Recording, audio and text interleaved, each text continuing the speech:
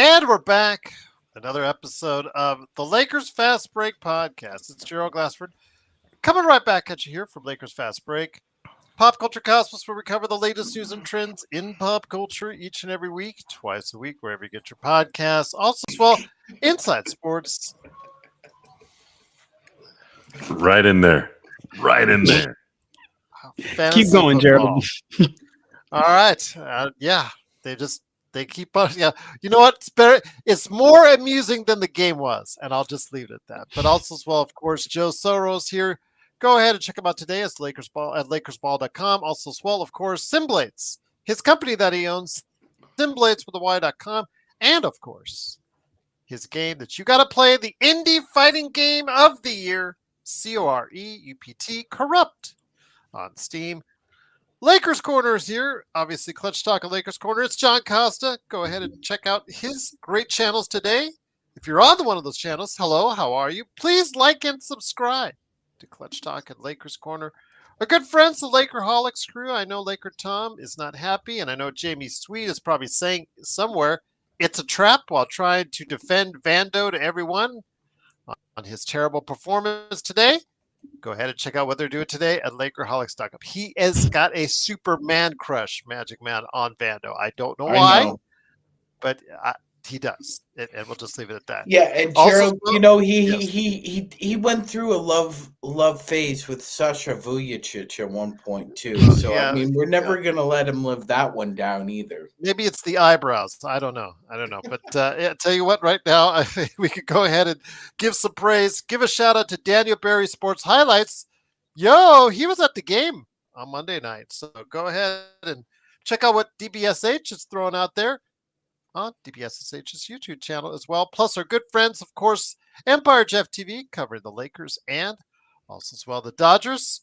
Dodger Rooney's coming up soon, right around the corner. I know him and Joe have some Evo Master plans coming up for you out there for all you Dodgers fans. Of course, also as well, Alfred Espen. I've reached out. Hopefully I can do something over the All-Star break with him on some NBA observations. I'm going on Sunday with Legend 350. I know that Three Chicks in the Pod keeps on asking Magic Man to join, so we're going to have to go ahead and Three Chicks there. Yeah. A Three Chicks podcast. You were actually on that the other day, Joe. You saw what you like. You had me Three Chicks, and then after that, I forgot. Sorry. You just forgot everything else. Well, that's why he included me in Three Chicks and not you, because you they like Sean. Handle them. They like Sean. That's exactly what I was doing. All right. Well, on that note, also as well, go ahead and check out Legend 350 and, of course, Stone Hansen. Hope you're feeling better, Stone. We miss you, man. Hope you're feeling better. Go ahead and check out him. Sack up, Stone. Get your ass over here. Jesus. There you go. Everybody's sick. Who Who has time to get sick? Put that on a Hallmark card. I'm sick. How about that? Yes. All right. Yep.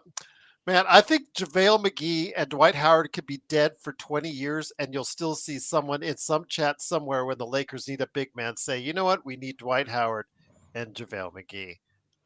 But the Lakers come into tonight riding high off the first game of Luka, playing the second game on a kind of back-to-back against Utah, this time in Salt Lake City. And I could just say this, was often the case in the last game before the All-Star break. Many NBA players are not concentrating on the game. They're concentrating on which vacation island they can spend a few days at. And guess what? I'm assuming that a lot of the Lakers players had their tickets in mind. Joe will tell you otherwise. Joe will lead it to your statistics that will back him up on it. But I can tell you this was a flyaway game indeed, because the Lakers had no offense, had no defense, had no free. They were terrible at free throws, committed lots of silly fouls. We couldn't run the ball. We couldn't pass the ball. We couldn't kick the ball. We couldn't punt the Turnovers. ball. We need Jim Moore on this. Exactly. Jeremy was wondering what went wrong. They didn't play the game of basketball correctly in a nutshell. They looked like they had already checked out for the All-Star break, and they got their butts handed to them in a 131-119 loss right there against the Utah Jazz. They are 32-20 heading into the All-Star break. Again, that's much better than any of us on the panel would have thought they would have been at. They're actually down to 5th place in the Western Conference, and here today to go ahead and discuss today's game are some great panelists indeed. Go ahead and check them out today, each and every day that we're here at the Lakers Fast Break. First up, first man here, I believe it was Mr. Simblades himself. Go ahead and check out what he's doing. Was he matching it? Oh, okay. It was the Madman from Toronto. He did get out of Toronto traffic to go ahead and stop on by. I sometimes, when I have everything up and I'm looking on other tabs, I'm not exactly sure. Yeah, the only time he'll ever be forcing anything against me. I used to let that slide. I'm not letting it slide anymore. All right, fair enough. Not with him. You should slide somewhere. Settle down, kids. Settle down. All right. You're going on a slip and slide in a few hours. Are we there? All I'm missing is, are we there yet? Are we there yet? It is, of course, Magic Man Sean Grice. Sean, great to have you here. Like I said, this is the game before the All-Star break. The Lakers had already mentally checked out. No DFS today. No Gabe Vincent. Jackson Hayes left after 7 minutes with a facial contusion, but I don't think that would have mattered because, okay, yes, do we need better big men? Yes. Do we need better frontline help? Yes. We needed a whole bunch of things because they mailed it in, Sean. They thought they could get away with it. They mailed it in. The effort wasn't there at any stretch. It just looked like a bad game all around. The Lakers have checked out for the All-Star break. Unfortunately, they checked out about 2.5 hours too soon. Yes, they did, Joe. Yes, they did. And it was just Lob City and a lot of breaking our guards down and eating at will in the paint. It's a very bad game. I thought Luka played very disinterestedly defensively. He kind of picked up a couple of ticky-tack fouls. He's kind of prone to do that once in a while, especially if he's not focused on both ends of the floor. That tends to happen with him. He'll pick up a cheap foul or two. Hopefully, that gets remedied a little bit in LA. But you are who you are at this point.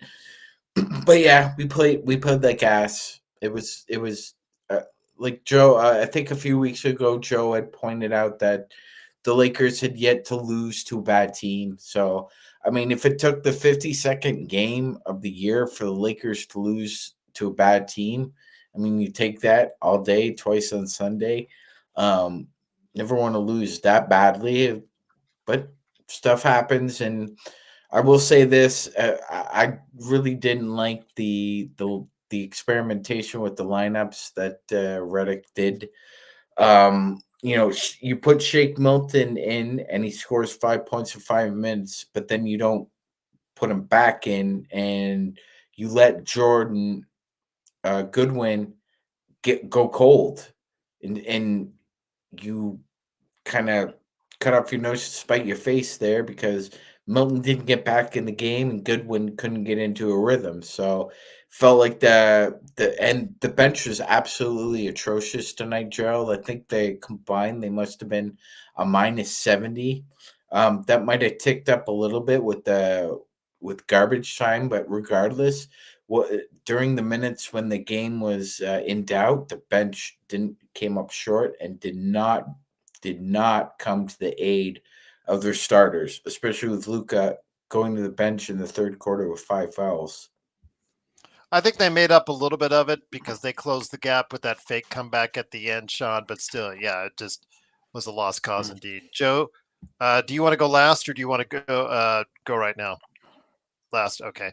Also here today, good man indeed. He is the mastermind behind Lakers Corner and Clutch Talk. It is, of course, John Costa, who headed up our playback.tv/Lakers Fast Break live coverage, including Nick, these two characters. Also, as well, of course, Danny, of course, Zach. Great time indeed. Doobie stopped on by at the very end to get into a very heated discussion. For once, it wasn't based off of Joe, me, or Sean. It is, of course, John Costa. John, great to have you here. Feisty, John, feisty. Yes. I think you needed to get all of it out before the All-Star break because we're not going to be doing it again for another week. But Good to have you here, my friend. Your thoughts? Again, this was a throwaway game. This was a mail-in game. They mailed it in from the very start. They didn't look like they had the effort. Jackson Hayes did get hurt early. Obviously, they were affected inside. Alex Len looks like Alex Len. Not gonna say much more than that, but still, yeah. I mean, all those reasonings above. Even if they had a full Jackson Hayes, DFS game, I just think at this point in time they were all of them looking beyond what that game was, travel plans, what have you, and they just thought they could go in there and just walk in and just get the W because they were so successful against them 2 nights ago. But as Joe will tell you, sometimes it's all about the location, John. Yes, yes, yes, yes. Man, from the beginning of this game, y'all, I ain't gonna lie. The way we were playing, it looked like they had it in mind coming into this game that they were gonna lose or that JJ was just gonna be super experimental with his lineups. Because, man, guys, the energy that we came out in that first quarter was just atrocious, y'all. And it wasn't even really the offensive end that was the problem. The biggest problem was the defensive end. I mean, we were so lackadaisical on the end. It was crazy, y'all. Like, I'm gonna be honest. I've been, sometimes at work when I have like a 3 day, I got a 3 day weekend coming up, right? Like, I don't work Monday. I don't think a lot of people work Monday, but like a lot of times, bro, when you got, you got some time coming up like that, you check out early. And that's exactly what I think some of these guys did. These guys were just checking out early, exactly like what you said, Gerald. In that first quarter, y'all, there was 13 lead changes. The last 4 or 5 games before that, we've been popping teams in the first quarter. We've had a huge lead margin in the first quarter because we came out with the right energy on both ends, on the defensive end and on the offensive end. Tonight, literally none of that. I mean, Lauri Markkanen already had 14 points in that first quarter. We couldn't stop him in the paint from the beginning. It didn't help at all that Hayes, ends up getting hit with that face contusion, and now he's out for the rest of the game. That didn't help. But honestly, Gerald, I think you said it best, man.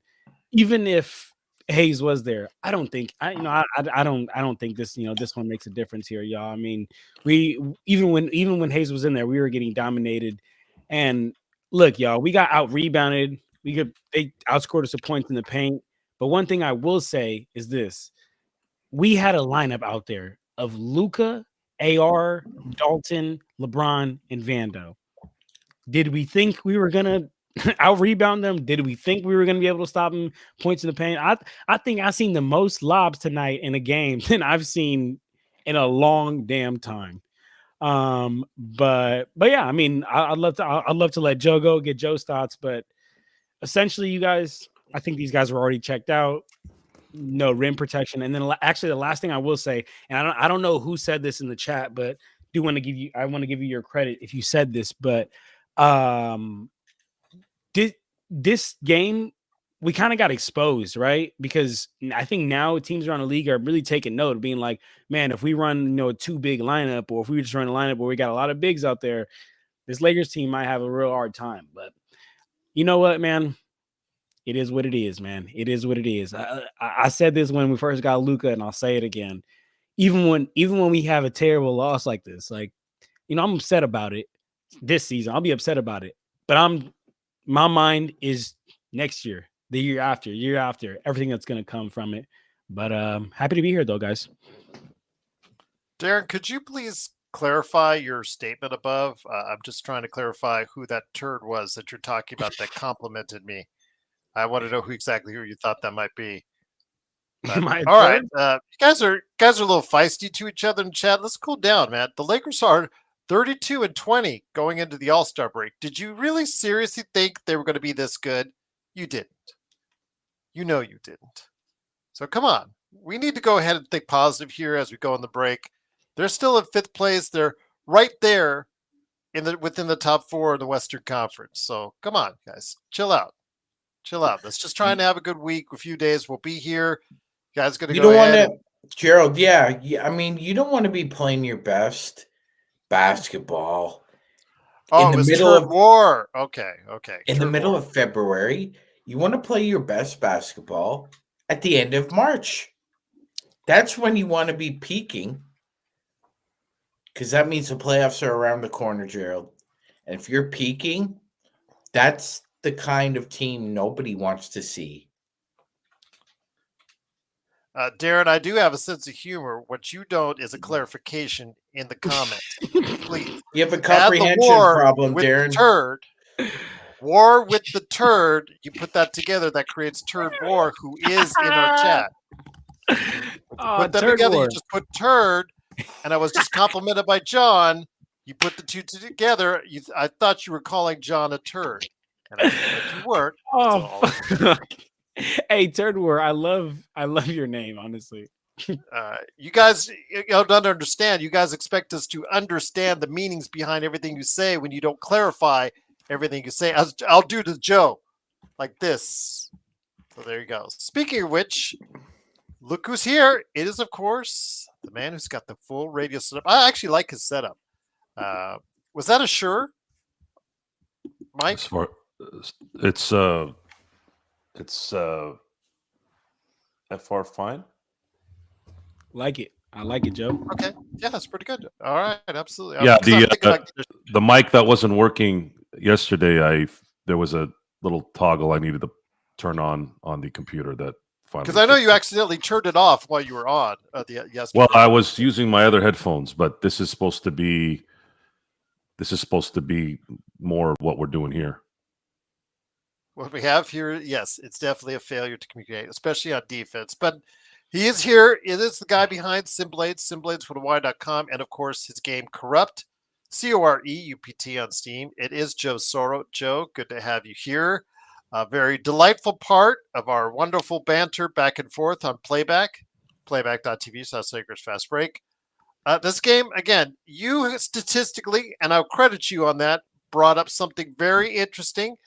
The Lakers, over the course of many years, have their places where they just do not play well. For the longest time, I always knew it to be the Rose Garden. I know there are other places where fans just see where the Lakers, like Magic Man in Toronto, they would always get those weekend morning games and would always absolutely suck when they play them. But Joe has something he's going to throw out there at you, which might be another reason why the Lakers don't always play well in Salt Lake, and that showed tonight in today's game. Yeah, there was a statistic I threw out on playback. There's actually one that's even better. So the Lakers have lost in Utah every year except the the COVID year. They've lost in Utah every year since 1987, except for the pandemic year. Oh, why do I keep hearing somebody typing? Is that Sean and his dumbass, or is that you? Oh, that might have been me. That might have been me. Oh, okay. I just wanted to make sure. I'm on mute, asshole. Yeah, I know. You're not on mute anymore. So back to the show. We got your point there, Sean. Okay, we got it. So the Lakers, if you're going to make bets, always bet that the Lakers were going to lose at least one of those games in Utah because it keeps happening. Doesn't matter how good they are. Doesn't matter if they're championship caliber. I didn't say anything before this, but there was a little bit of worry when I saw the schedule. I'm like, oh man, it's too close. It's Utah, then they get a day off, and then they got to go to Utah. I didn't feel good about this game, and it turned out to be exactly what I thought it was going to be. As far as getting exposed, to some degree, you're probably right, John. But they were going to get exposed either today or tomorrow, one way or the other. We know we know what basketball is. We know that the Lakers are not going to be very well equipped up front. But what has to happen is the team has to be at full tilt until, otherwise you're just going to be battling with G League type players coming off the bench, which is what it was tonight, guys. Shake Milton is not really a rotational player. Goodwin has shown signs, but he's not a rotational player. Alex Len just got here. He is obviously not a rotational player right now. Whether he's going to be one or not, I don't know. Better hope he is, though, because They don't have any size. They have zero size. DFS not playing, really, really hurt. He really plays well. Jared Vanderbilt played the way I know that he can play, which is bad most of the time. I know a lot of you love him and you want to marry him and you want him to, have your kids and all that. Well, folks, tonight is a good example on what happens when Jared Vanderbilt plays against real bigs. And if there's one thing that Utah has is real bigs. That's why every trade scenario for 4 months was about, hey, can we go get Collins? Hey, can we go get Kessler? Hey, can we get this, and that out of Utah? But of course, nothing happened because Ainge wants 10 first-round picks, your firstborn baby, and your second cousin. So it's just that's the advantage they do have. And the Lakers and the NBA in general tends to sit guys like Major League Baseball sits guys. And that's the culture of the NBA now. Gabe Vincent was playing really well. You took him out. He's resting. DFS, probably one of the few guys that can actually play defense without having to worry about him switching. And that's really what you needed in this game because it wasn't that far first quarter and some change. The Lakers had gone out on a 10, 15-point run if they had made their shots and their free throws. Who knows what would have happened mentally to Utah. But as soon as the Lakers showed that they couldn't do anything, Utah got confident. They started getting better and better and better, and then the crowd got into it, and boom, they were dead in the water after that. But yeah, so the statistic, so New Orleans used to be where the Jazz used to be, hence why they're called the Jazz. So they moved to Utah in Magic's first season. Since that season, since they moved to Utah, the Lakers have only, and this is, 46 seasons? Yeah. So 46 seasons that have been played against Utah. The Lakers have only gone 5 years out of those years in terms of not losing in Utah. So the history says put a bet that they're going to lose in Utah every year. I don't know which game. Just do it on both. Put big money on it. You're probably going to win one of them. But if you put it on both, you would also lose some money, right? That depends on the odds. So here's another. I can't believe I'm pushing gambling, but it's something that I found out. I'm not really pushing. I'm just telling you guys what's going on. So if you put the Sweet 16 is going to have upsets. So put big money on every game, and because of those upsets, I guess the word is that you'll win money one way or the other. It's 8 games, and you'll win money just by betting on the underdog. Wow. Yeah. Well, there you have it. Financial literacy by your own. Wear your glasses, Ace. Only Ace I know is from. Yeah, there's still no excuse, Natalia. I mean, I understand Denver got the W, but three points from your bench.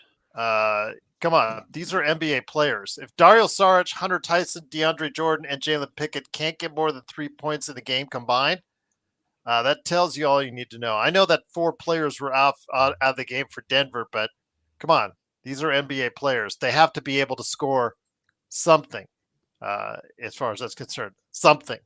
I mean, the Lakers, however inept they are sometimes off the bench, they score at least 3. They'll score 5, but they'll score at least 3, and I'll just leave it at that. But once again, it is the Lakers, unfortunately, losing 132 to 121. Excuse me, not 120. They lose tonight. That was the Denver game. Sorry about that. It's 131 to 119. Came back with that late fake comeback with Bronny James heading it right there.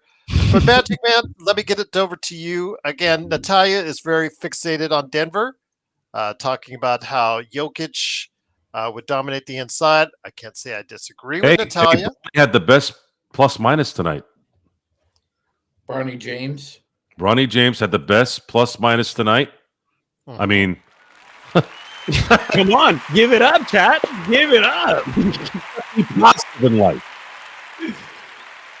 Positive. When are we moving this guy? We don't want to be negative like Sean's hat right now. Not being able to be, coordinated. just saying. Just So Magic Man You know, again. That was awful, Joe. Denver's playing really well as well. You cannot take away anything from them. They've won 8 in a row. Denver looks really good as far as their starting 5 is concerned. They still have Russell Westbrook on their team, so anybody's chance when he's in the game for both sides. Be that as it may, I know that Denver is somebody that the Lakers are pointing to because it seems inevitable that they meet up in the postseason every season. But let's get Luka into shape. Let's try to figure out some better rotations. Let's get a couple of our guys back. Again, I'm just going to say this one, you just chalk it up as a loss and you move on. I just don't think they were focused at all. I think they had their mind on other things. Like you said, JJ, his rotations were funky because of people. Again, it just wasn't our night.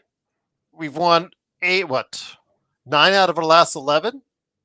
I think that's pretty good going into the All-Star break. Gerald, Mhm. I would agree. And but before we venture off there, I just want to turn around to what Natalia was saying about Denver. Let's put it this way, Gerald. When you look at Denver's top 7 to 8 core versus the Lakers' top 7 to 8 core, who would you say has more talent? Wait, say that again. Of the Lakers, let's say we go with the 7-man rotation of playoffs and they go with the 7-man rotation. Who has the most talent out of those two teams? Because let's look at Denver, okay? Joker, Porter Jr., Aaron Gordon, Jamal Murray, Christian Braun. That's 5 guys. That's 5 right there. Hold on. And then you've got Aaron Gordon and Russell Westbrook. So your top 7 are those 7 guys. The Lakers have Luka, LeBron, Austin Reeves, Rui, DFS. Then we throw in, got to throw in another one, Gabe Vincent.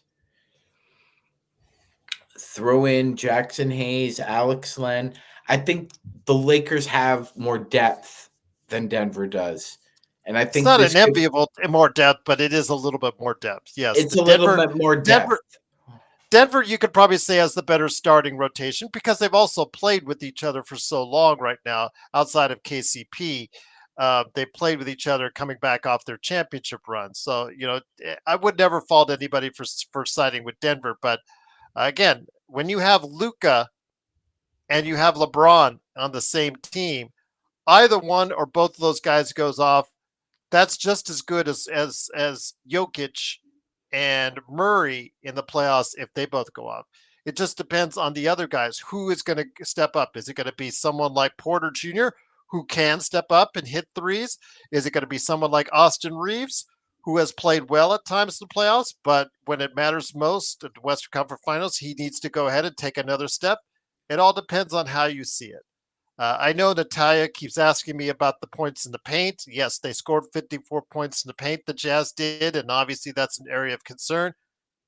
But like I said, when you have Luka and LeBron in a 7-game series, if Luka is back in shape, back 100%, playing the way that he played last year leading into the finals, you got LeBron playing like we know LeBron can.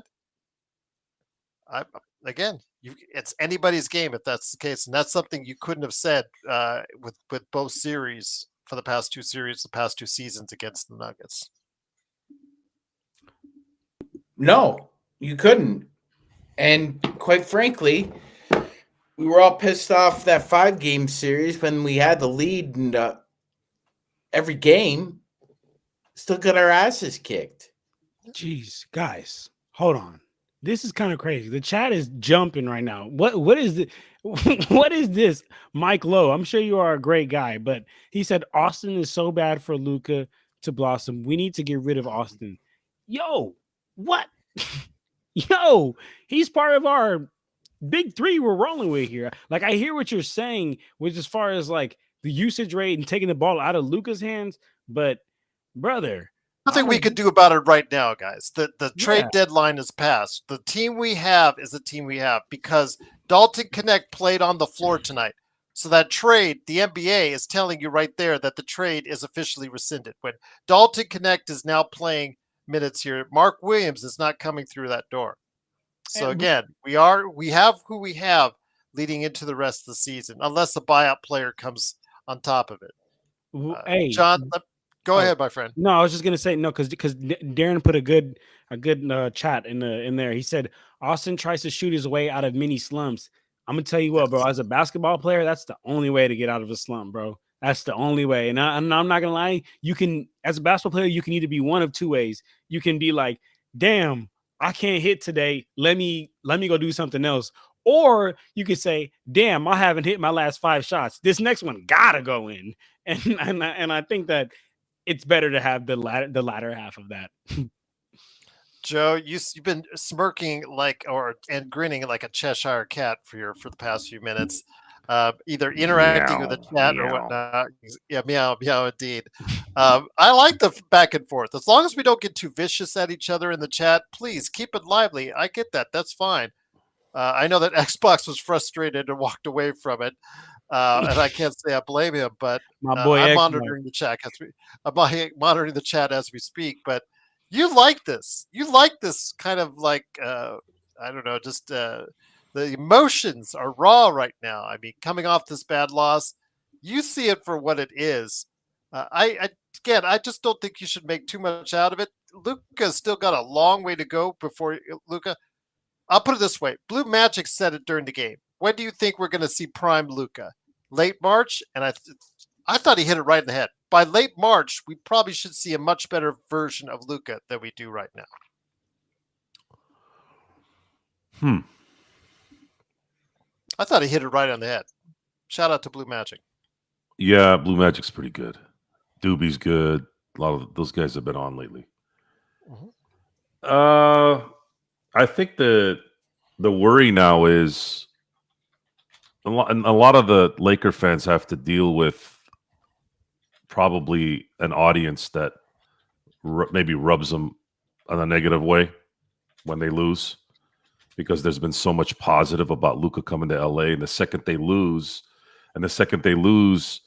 in a way that there was a weakness, which is the front line.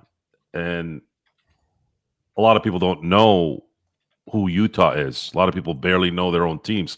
I've had conversations with people who said they're fans of teams, and I knew 99% more than they did about their own teams. So to put this in perspective, guys, the Utah Jazz have 3 really good bigs, and one of those guys seems to serve it to us almost every game.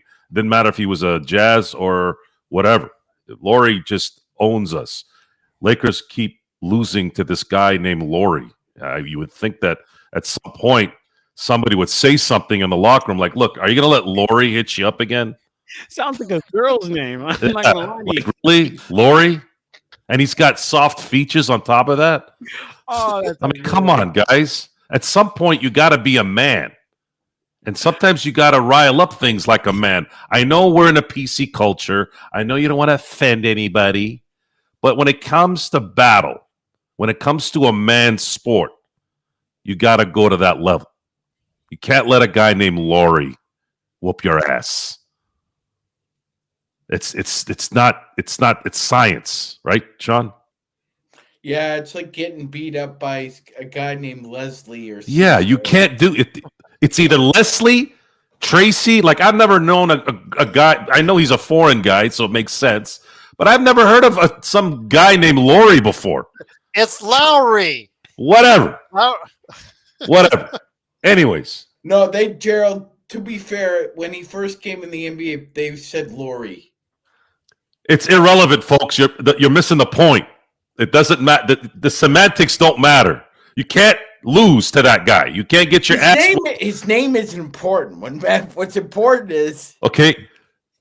So now I'm trying to put some facts behind this. One of my favorite retorts by Doobie, by the way, and by John. Whenever Doobie hears something he likes, facts, and you can feel it through the chat. John, his face lights up. He's like, facts. Yes. Okay, you guys want facts? I'm giving it to you. The Lakers suck in Utah forever. They have sucked in Utah at least once a year forever. It's facts. It's all in the history books. So I don't think you guys should go crazy about who's going to get exposed and who's Dude, Shaq and Kobe were getting exposed in Utah. LeBron has been exposed in Utah. Gasol has been exposed in Utah. These guys all get exposed in Utah. Utah has bad vibes. All their rules are different in Utah than they are here in the normal world. So that throws people off. And that's just something you all have to remember from here on out. Remember, next year when the Lakers play Utah 2 times in Utah, pencil in a loss. There's a chance they'll win, sure, both games, but it's very, very little. So checking out, doing all that, I guess that's the way of the NBA these days, guys. Either we're going to sit here and start criticizing that over and over and over and over again, or we're going to talk about, well, what's in store next? They got to play Charlotte, and they got to play Portland in Portland, and that's another place the Lakers don't play well, no matter who is on the team. It used to be called the Rose Garden. I think a lot of people don't know that. So be ready, guys. I'm warning you. I'm warning you now. I feel comfortable that they're going to beat Charlotte, but don't get all like, oh my God, we need to get AD back. We need to go back into Doc Brown's time machine and go get Pau Gasol in his front. Relax. In Portland, in Utah, at least once a year. Just be prepared. They're going to suck ass. They're going to probably lose at least once. Let it go. After that, they're going to play Denver. Portland, the nickname the City of Roses, it smells like shit. Yeah, it smells like dime bags of funk. What the fuck? I love you guys. You guys are hilarious. Honestly, hey. But Lakers John, it's true though. I've never been to Portland, so I couldn't tell you. No, I also don't know what a dime bag of shit smells like. Look. In some cities in Canada, in America, and around the world, the Nutters have taken over. And the Nutters have taken over there. And instead of smelling like roses, this guy knows what I'm talking about. Okay, well, hey, man. Natalie or Natalia? Portland, you smell like a dump. Yes. Natalia, hey, Doobie, wow, Doobie, you took the words out of my mouth. 2 things can be true. Absolutely. See, I told you. That's what he does. That's what the fuck he does, Doobie. Doobie, that's why you're special, man. In a good way. Natalia, or Natalie, you're damn right. I didn't even read what he said. I was just going by what you said. Natalia, not Natalie. Yes, Natalia, listen, you're damn right. That was my biggest point. Is like is the effort. But 2 things can be true. We have been getting popped in Utah. So perfect way to say it, Doobie. Pareto Figueroa, I got your question next, but first it is our standard Robert Wheeler question of the day. Sean, Robert Wheeler would help you so much if you just typed in guys. That might help instead of Joe, John, Sean, Gerald, so you don't piss anybody off. So you It's don't like a group of guys. We're the Beatles. Do you think if the Lakers played Denver, Sean, in the playoffs, that the Lakers would now have 2 of the top 3 players on the court in that series? I think so, with Jokic, Luka, and LeBron. I'd say so, yes, personally, but you got to consider Murray is one of those players that gets it up. Well, he hit 55 today, so he must have thought it was the playoffs, but he usually plays really good today. Yeah, 55. God yes. Damn, I need to go watch that. Sean, you're on mute. Go ahead, Sean. Let me get you off mute. Go ahead. Yeah, Your thoughts. Jamal Murray, Gerald, over the history of the NBA, Jamal Murray's the best playoff performer that's never gotten to an All-Star game. 100%. 100%. 100%. But he usually plays better in the play. Although that first round with the Lakers, outside of those game winners, he did shoot actually pretty He bad. shot very poorly. Yes, he Yeah. did. So, But and then, that was but more of an outlier for his playoff career than the yeah, rule. agree. But I would agree with Robert. I think you would have two of the three best players on your team in that series. I would put Jamal Murray fourth, just a little bit behind LeBron. Mhm. But yeah, I would agree with that. I think again, I think the problem Denver's running into is that they're very top heavy. They're very top heavy. They're struggling with what we were struggling with 2 years ago.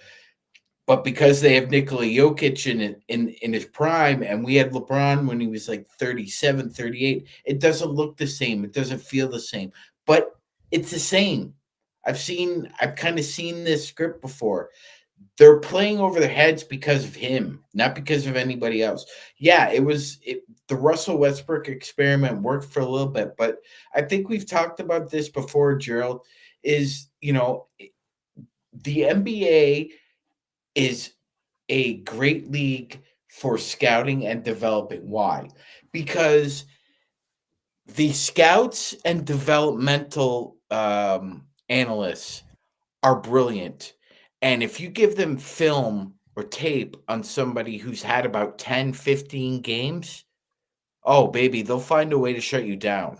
Mhm. That's just the way this game works. Hell That's yeah. how highly intelligent and attention oriented these guys are. And that's what happened with Russ and Jokic. It eventually teams figured it out.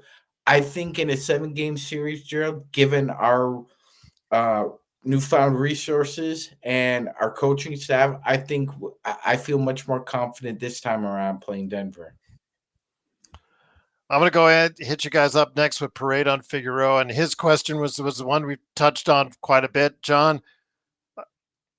I think you already know from Joe's and my thoughts on Austin Reeves and coming off the bench, but he asks, is it time to go ahead and have Austin, who's averaging a career high 19 points a game? Today was not exactly his finest hour. Started the game off really, really slow, which didn't help our cause in the slightest. But his defensive issues are in concern. If you leave him out there in the starting front court or starting back court with Luka is also an issue.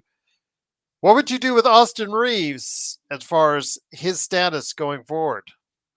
Y'all know, man, if y'all been listening to my takes on this, y'all know I am dead set on you can't have one starting lineup in this league. Like you guys, it's all about matchups. So I think that if we're gonna play a team that has a very elite backcourt, then I do think we think about bringing Austin off the bench that game, because both Austin and Luka being a defensive liability, that's very scary if you're going up against a very good offensive backcourt. Granted, if you're going up against a Jazz where you got Isaiah Collier and Jordan Clarkson, while we did get our ass beat today, I don't think it's no problem running with an AR and Lucas starting lineup, to be honest with you. So that's where I sit with that. But to Sean's point, come playoffs, man, like I think that I think it'll get tougher for us because of the defensive backcourt issues. But two, I also think that I think it was Doobie that said it earlier. Like, bro, LeBron and Luka, they are so elite, and LeBron has proven this time and time again. He can turn that shit up come playoffs. Like, he can just turn that shit up to a whole nother level. Luka has also proven that time after time. I won't say AR's proven that time after time, but I also do think that he's that type of guy that can just turn it up come playoffs. Doobie said I Joe? could have kept Max, but AD could go missing. Well, we did get our first. Johnny's been posting and spamming this already. Who? Hassan Whiteside. Oh man, signings. Hassan Whiteside, he fooled the world, man. He fooled everybody. Everybody thought this guy was about to be the new the new shot block king. Man, Yeah. Hassan Whiteside is a byproduct of the Miami Heat culture. And Well, I think he's a byproduct of the NBA as a whole. You play well. You have that one good season where everything fell in line for him. Remember when he was getting double doubles? He got actually a triple double, I think, with block shots and whatnot. Because he was It really, really started with Jeremy Lin, Gerald, but yeah, then yeah, it blew up with Hassan yeah. Whiteside because He got he that, happened. and Yeah, he got the huge contract. And guess what? He fell off a cliff after that. And that's you've seen that a lot of times in all the sports. In all the sports. They play well for that 1 or 2 seasons leading up to the big contract, and just something happens where they're just not as a viable player anymore. But that separates the good from the greats and the not so good. But Joe, let me ask you this: our continuing comments on Austin. Coming out of the break, if you were JJ Redick, do you strongly consider putting Austin on the bench? I strongly consider never sitting down DFS. I like that. I like that answer. That was Okay. the first bad decision. Number two, Gabe Vincent's finally getting into his own. You shouldn't have sat him tonight. Those two would have helped tonight. And tell Jackson Hayes to sack up a little bit, man. Jesus Christ, he only got hit in the face. He should have came back. Come on, really? What happened? Did he bust a tooth? Did he bust a Again, tooth? No. Did he bust a testicle? Like what happened? How the hell? Where did he go?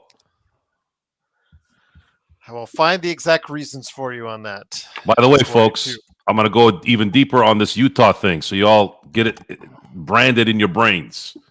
There's an 88% chance in the history of the Laker, even when they were in New Orleans, that they're going to lose on the road against the Jazz. There's an 88% chance. So make your bets. That's a big percentage. Yep. See, let me go ahead and see if I can find it here. Y'all not gonna remember this shit, are DFS you? was out with. Okay, here you go, Joe. By the way, John, it's DFS a out. sick ass shirt. I need to get that. Me? Yeah, I like that. Thank shirt. you, brother. It's my sleeping shirt. Yeah, no, it's that's my kind of shirt right there. Ooh, I I like that. love it, huh? I got All right. short sleeve hoodies. I I love love the hoodie with the shirt. Yeah, Yes. Thank you for because all it's that. hot Yeah, here. that's I great. can't wear hoodies, right? So I started wearing the t-shirt hoodies because I can wear those. And you know, this one time too, man, I was walking down the park and yeah, look, I'm sorry, Gerald. it. Anyways, DFS is out with left ankle soreness, and Gabe Vincent is out with left knee soreness. Joe. So that's code for they I'm a remove their balls for the night. I'm a That's pussy. code for they're already on their way to Cancun, Joe. They shouldn't do that because that didn't work out too well on Odell Beckham Jr. Since that trip, his career ended. Be careful. Don't go to Cancun during breaks, guys. he didn't go to Cancun. He went to Miami. Same shit. It's not the same. It's not the same. Wearing boots and jeans on a boat should automatically qualify you for stupid for the rest of your life. Oh, they were all high. I don't give a shit what they were doing. Fuck them. So let me ask you this: Are you?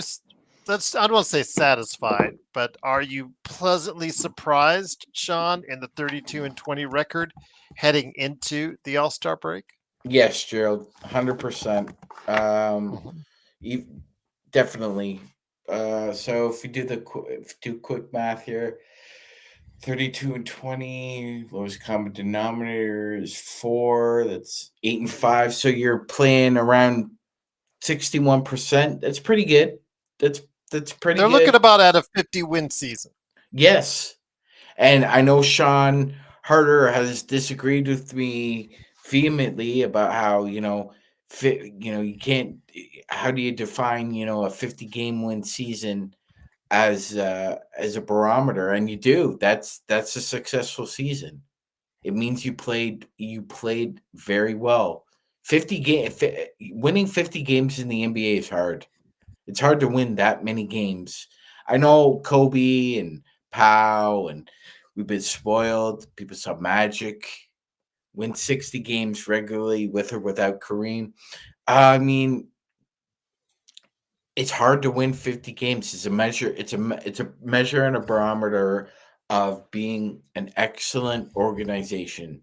And if they can get to 50 wins, that'd be great, Gerald, because that definitely would mean the Lakers are a top 4 seed. Again, like well, I mean, yeah, it's a huge disrespect to the Eastern Conference. When are you going to level up? When are your balls going to drop? When are you actually going to develop talent other than in the Northeast with Boston to compete against teams in the West? I just sometimes the way you and Joe just describe things, just like, all right, that's one way to do it. That's one way. I'll just say Joe. We're just very descriptive people, Gerald. Oh, that you are. It's, That you are. it's my That you are, it's indeed. my European background, and Joe's from the desert. We're very descriptive. Joe, with the signing of Alex Len, who, again, it is his first game with the Lakers, but there is a reason why he was waived.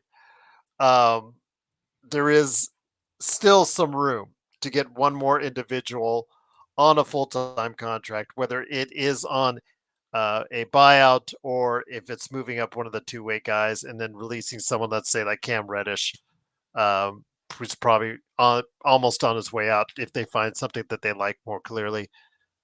I keep seeing in the chat all the different variables, people swearing that the lifeless body known as Dwight Howard would do better. JaVale McGee somewhere in Mazatlan probably right now would do better. Again, they're not playing in the NBA right now. They just can't come off the street and do what you guys want them to do right now. They have to be in game shape.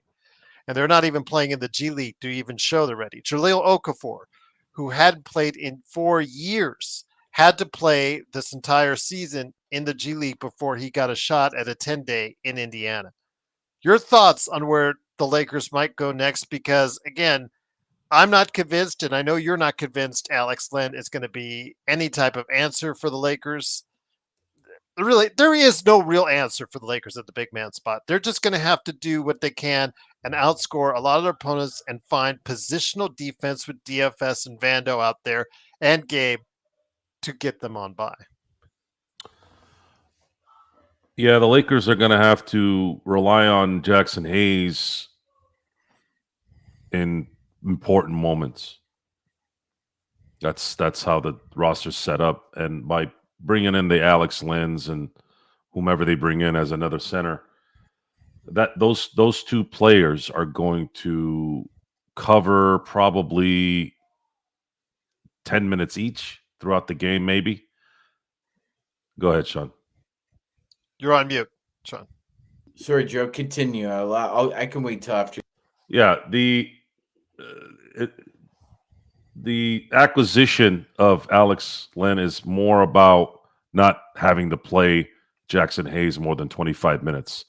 So what's gonna likely play out is he's gonna start the games and then he'll play here and there in the middle.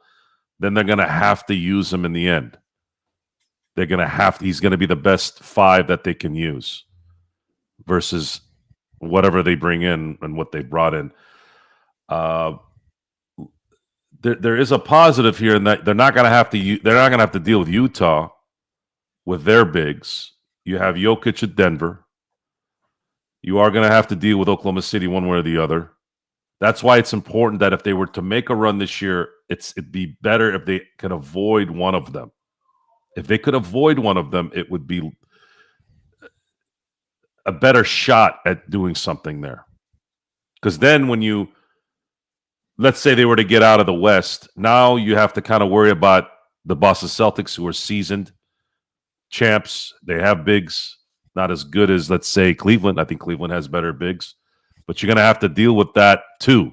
So dealing with Denver and Oklahoma City and then whoever wins in the East, it's going to be much harder to do that. I just...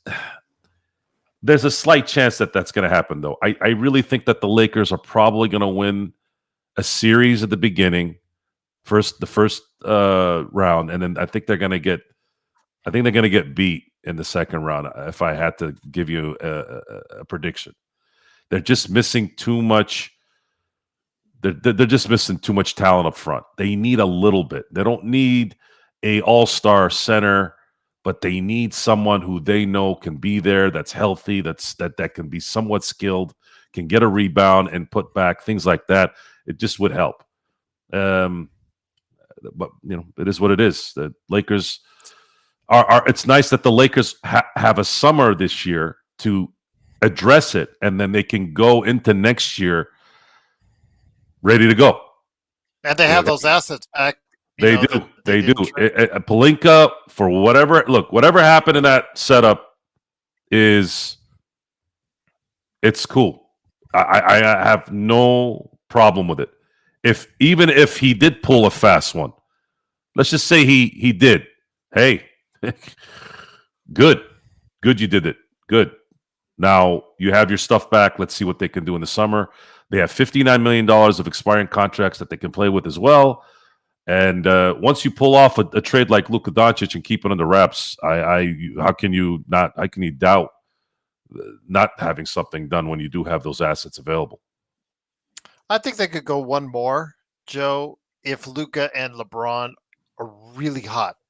Because Luka and LeBron, you could just jump on their back and ride them to maybe a Western Conference Finals if those two are lighting it up, Joe. They can take over a series, and I think they can even take over two. But you're right. At some point in time, the lack of rebounding and bigs might catch up to them. But like you said, if it does come to Denver, does come to Oklahoma City, that's where it's going to be really problematic, especially in Oklahoma City.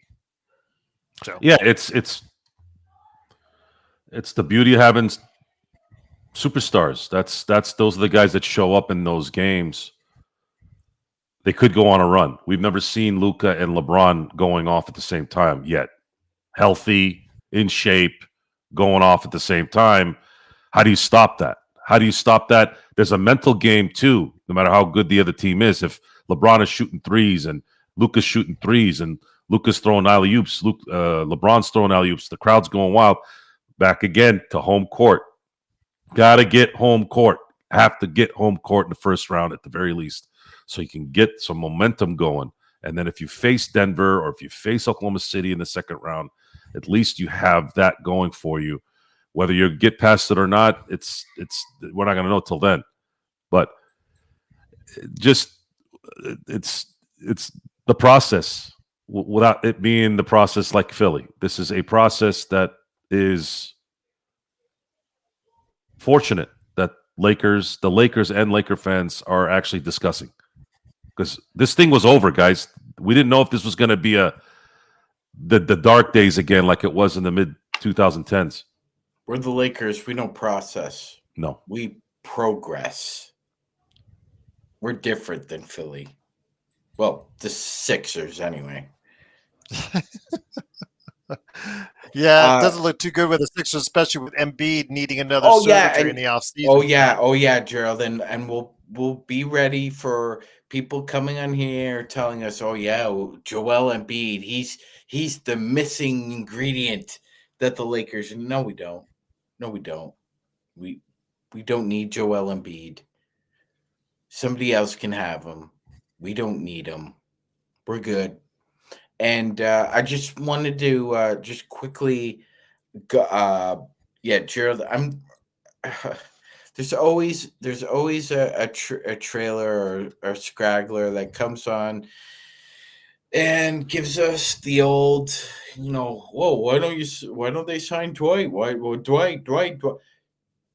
The last year that Dwight Howard was an effective NBA center, not counting the 2020 championship season, Gerald, was around 2017. 8 years ago. That's the last time Dwight was really kind of effective as an NBA center. Gerald, he's had multiple back surgeries. He's had multiple knee surgeries. He's not 6'9" anymore. He's more like 6'7".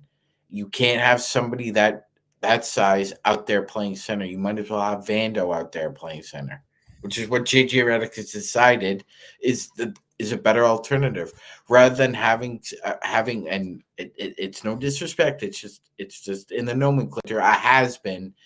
You don't need a has been at center. You need somebody who can give you productive minutes, or at least try and give you productive minutes. And we need to talk about worth, Gerald, because worth is tied to tolerance.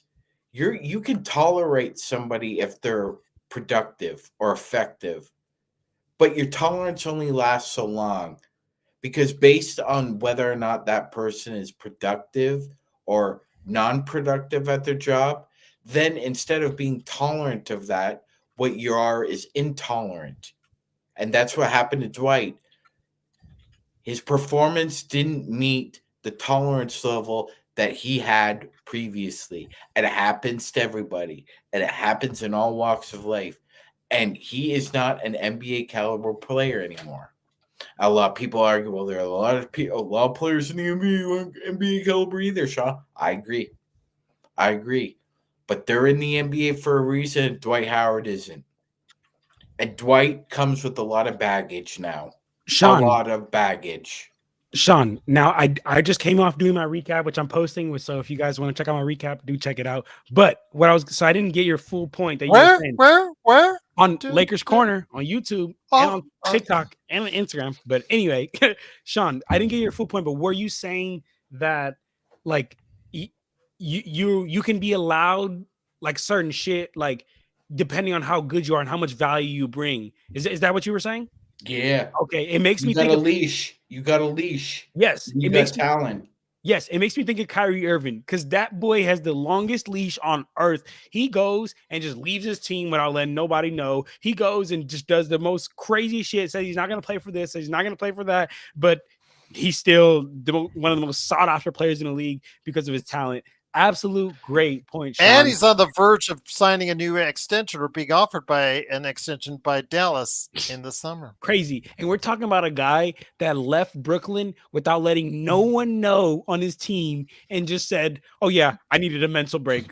What the yeah, exactly, John. I mean, everybody could say what they want about Dennis Rodman, but at least he was professional enough to tell Phil Jackson he was where the going fuck to he's Vegas. going, right? Yes.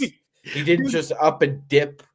Dude, Kyrie Irving literally, and we don't even need to get into this, but Kyrie Irving literally just disappeared off the face of the earth. Nobody even on his team knew where he was, and then to him it's a flat Earth. John. And then exactly, and then got caught in the club dancing, diddy bopping in the club on a video, and then they were like, "Yo, what's going on?" And he's like, "I just needed a break. All this political stuff, just God, I needed a mental break." Yo, that's crazy. That shit still to this day pisses me off because that's like, yo, if I do that at my job, be fucking out of here. But anyway, we don't got to get into Kyrie.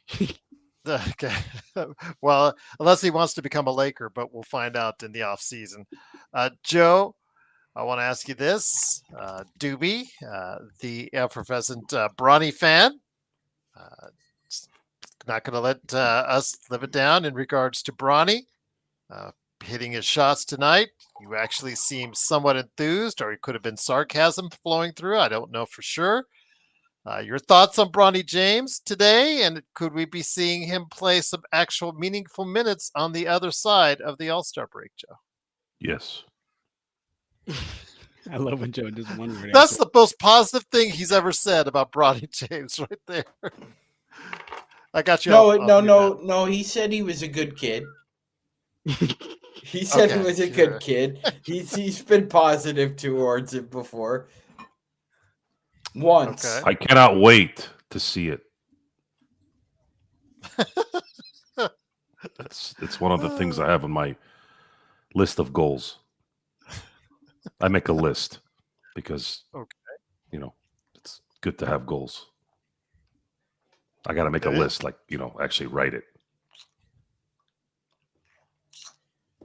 All right. Wake up early, eat a good breakfast, go to the gym, be nice to people, give the right away. Suck on my tailpipe before the end of the day.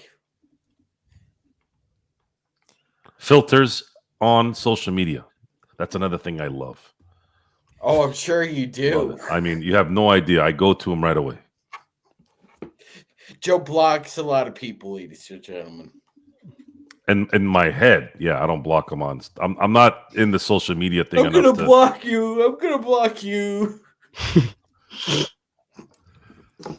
All right. And on that note, again, it is of course the Lakers fast Gary, break. we don't need Mark Williams, guys. Come on, Mark Williams is damaged goods. Brody can't even pass a physical.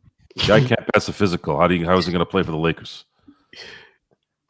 I mean, if he's only going to play 40% of the games, Gary. Back to the facts. You guys ready for the facts? I'm ready, Joe. Say that this guy plays 40% of the time, every time. There it is. And that 40% he plays, about 20% you'll get a good performance. But you got to do it the way it needs to get done. You got to put a button on it. We love that movie. It will never get old, Joe. It will never get old.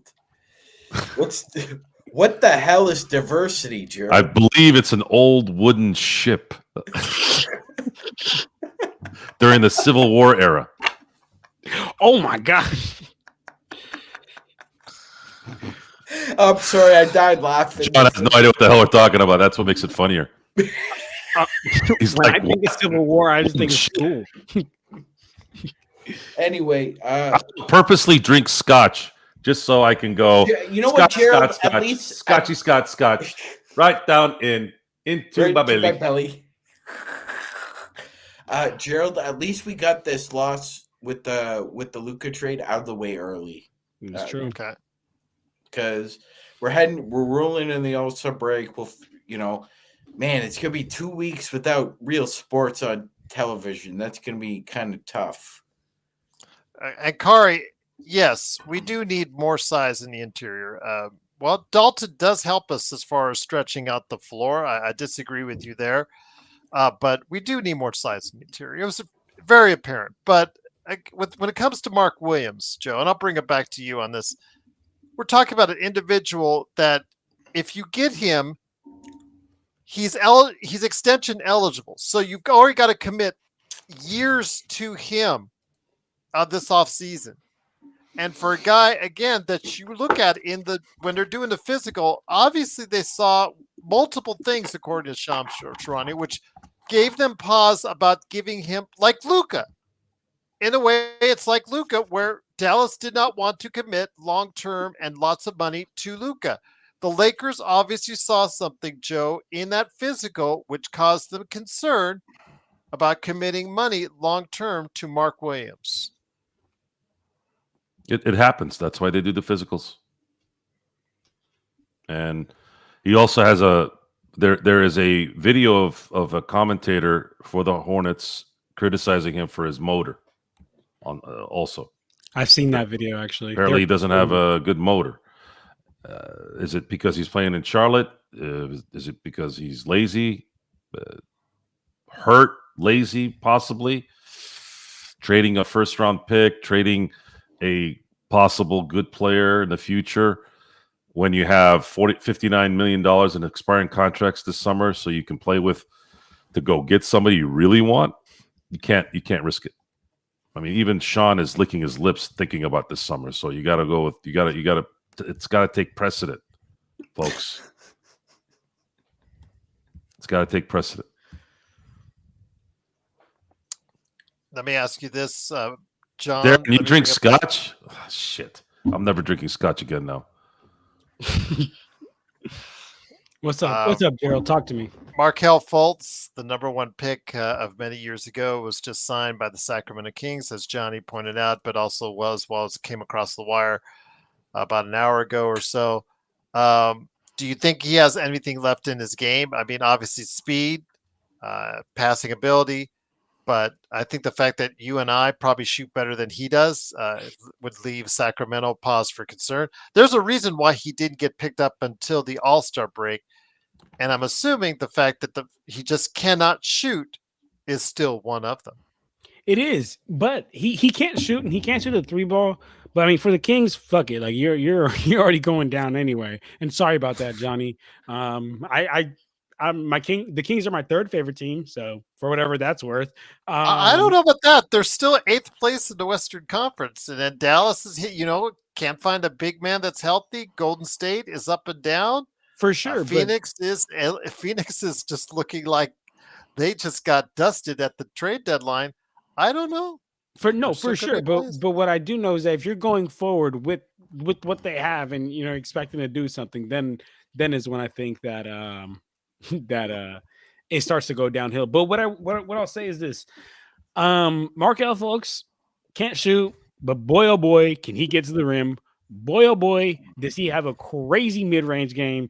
He has a crazy motor, and also and also great dime dropping delight. I mean, shit. What was it last year? No, I think it was last year. The year before last year, Markel Fultz gave us a triple double when he played us, when he was on the Magic. But yeah, I mean, for what it's worth, I feel bad for bro. Bro had a fall from grace. Can you imagine being the number 1 overall pick? You getting all this love, and now you can't find 30 teams that will sign you like a couple years later. Got to blame Sam Hinkie in that process. Johnny, the Mavs have stated that they will not be moving to Las Vegas, and that those just erroneous rumors. But again, that's what they stated officially over the weekend. So you could take erroneous on both counts. Yes, the fuck does that even mean? But I want to ask you this. I saw that the other day. You shut your mouth when you're talking to me. Ali, I don't think Sean said Murray sucks. I don't think he said what? Murray sucks. I did not say that. No. Yeah. Go back, rewind the tape. There's no way. Canadian though. There's no way I said that. There's no way I said that. Maybe during that first round of the playoffs is what you're assuming we talked about, because he was pretty bad in that first round against the Lakers outside of those 2 clutch winners. But I can confirm Sean said it, folks. We said his shooting percentage was very poor. That's what we said. Yes. Verbatim. Yes. Dude, that's my favorite. He was not. He was not good in that first series overall against the Lakers. Ali, we'll just leave it at that. But he did get the 2 shots. Let me leave it at that. We're talking about it. Shut up, Joe. Doobie said, Magic Man, that who's better at 25, LeBron or Luka? I'm actually going to ask Joe that too, because I'd like to hear his opinion. But who is better at 25, LeBron? Who asked the question? Luka? Our guy Doobie. Doobie asked it. I would say it's LeBron. No one's better than LeBron, guys. Come on. Yeah, that's kind of a crazy question. I ain't gonna lie. I love Luka. Don't get me wrong, but he's not better than LeBron. Doobie. Do you smoke doobies? It's kind of fun. I just thought of it right now. I ain't gonna lie. Sorry. Here's the thing. If you wanted to really evaluate both players at 25, okay, Luka is a better shooter. He has more elite skills creating for himself as a shooter. That being said, LeBron is an elite facilitator. He can create for himself and others within 22 feet. It's a little different game there. They're both elite processors. You can quibble about who's the better passer. LeBron has over 10,000 assists, Gerald. Maybe Luka gets there. I don't think so, but maybe he does. But yeah, LeBron would be the better player at 25.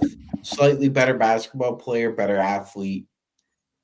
But I do think that Luka manipulates the game more than LeBron did at the age of 25. I think LeBron a lot of times just relied on being faster, stronger, and more athletic than 99% of players. Luka is a master manipulator, and LeBron is too at this point. But I think he's only gotten there because of age, and he kind of had to get there.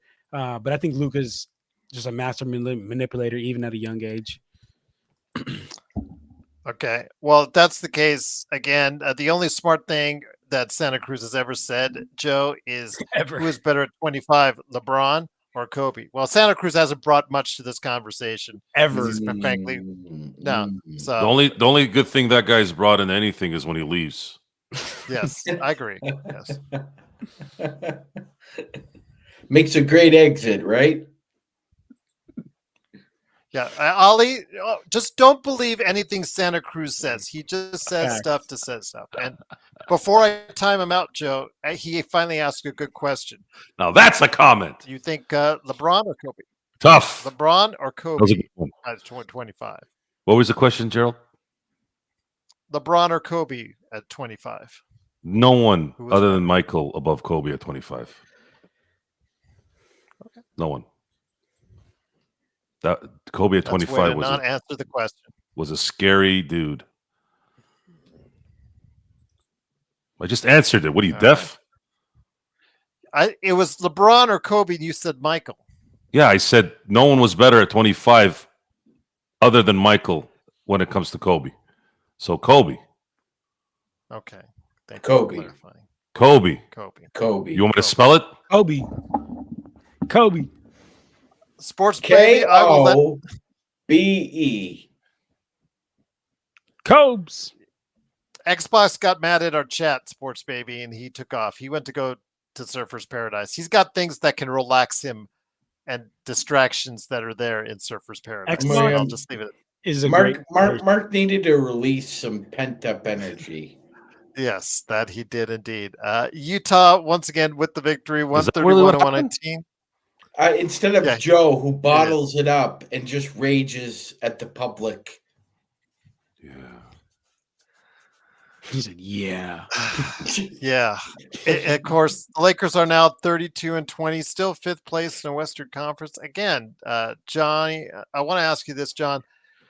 32 and 20, well above our expectations. Again, this is for our panel who none of us out of the entire 13 people surveyed had the Lakers finishing the season as high as sixth, with most Gerald, of us you in need the to seventh, hold eighth, ninth, sometimes 10th, 11th.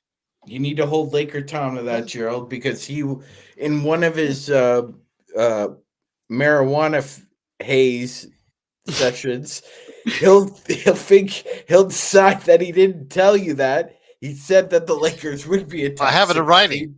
Yeah, I know. I have it in writing. Yeah, I have it in But the writing. thing is, Magic Man, he had the Lakers in sixth, Yes, but somehow winning the NBA championship from sixth. really.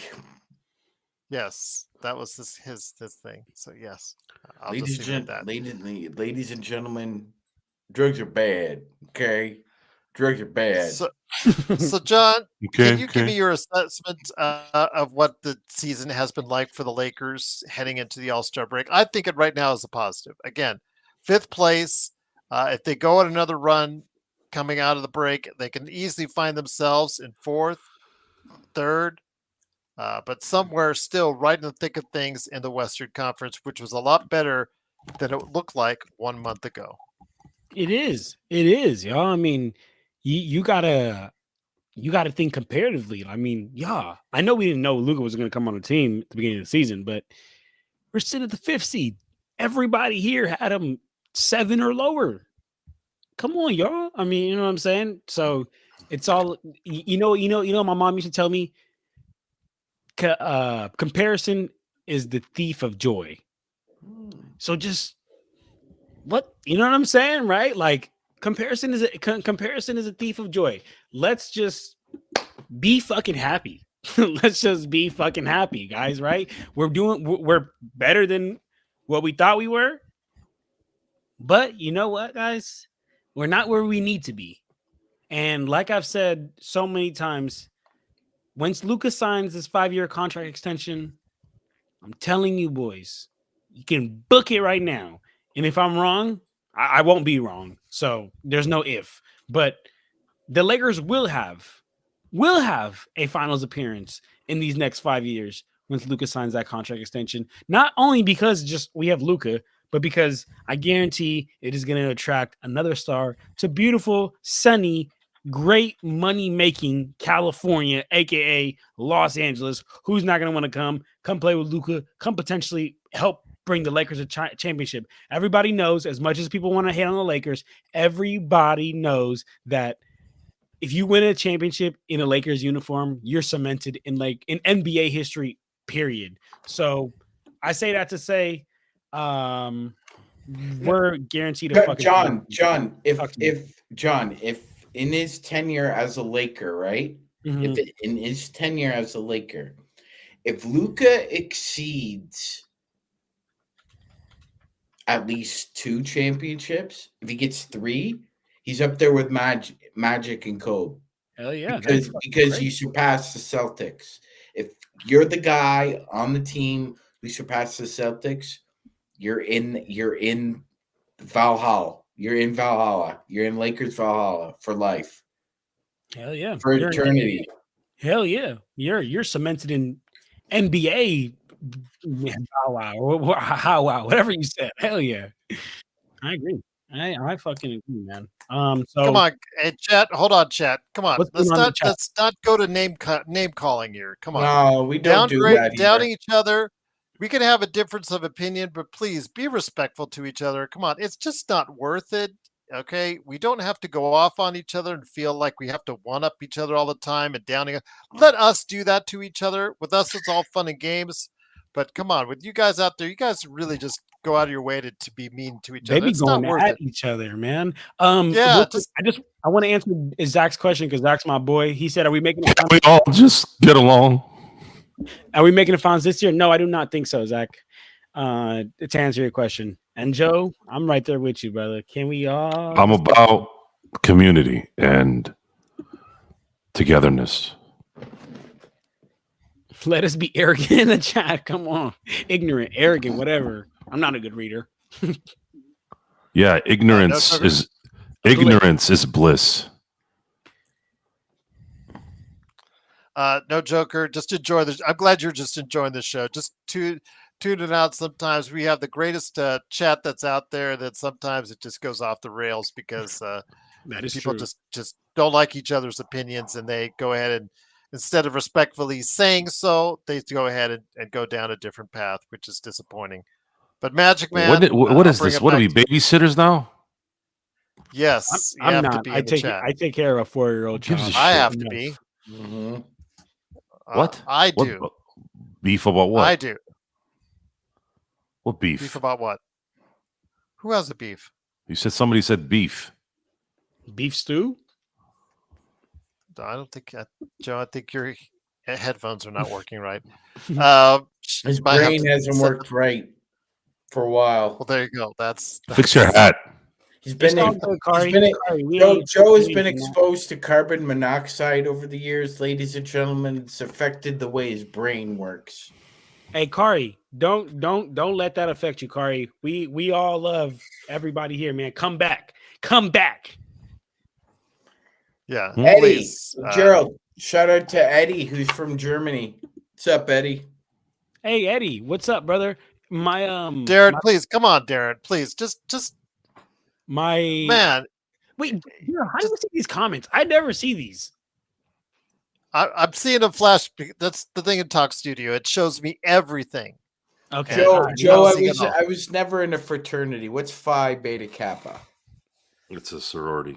Yeah. Joe, I respect What you. point is he trying to Hold on. make? Joe, That's I what I'm respect- asking you, dummy. Now answer Joe, I the respect you question. so much, Joe. I respect you so much You that idiot.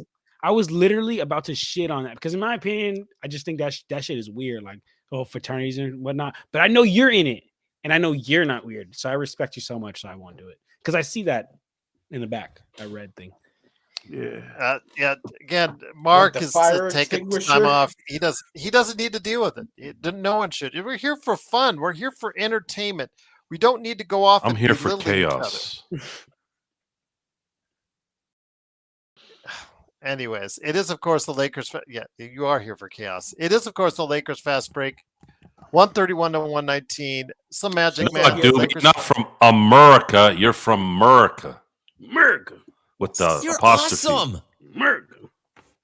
Yes, absolutely. Thank you so much. Truly Folks, appreciate it you. doesn't matter what you say. It could be a compliment. It could be an insult. It's not going to change the fact that I'm the baddest man on the You're planet. awesome. And stuff your face with some punch and pie and let us talk about the Lakers. What pie? And- You. yeah, Whatever Punta pie, pie?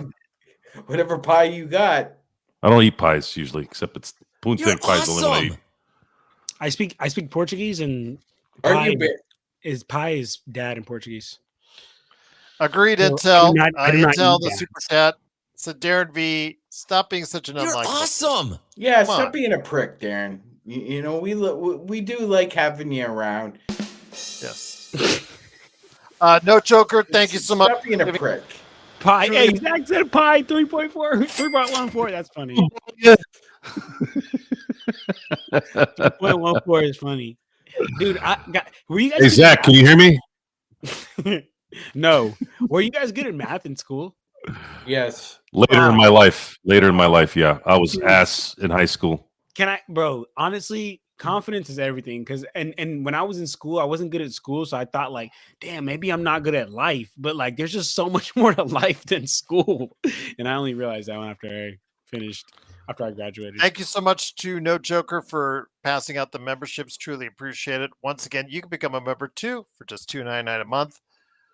All right, Sean, let me bring it back to you. Again, I think I started this conversation with you. It's 131 and 119, Lakers 32 and 20.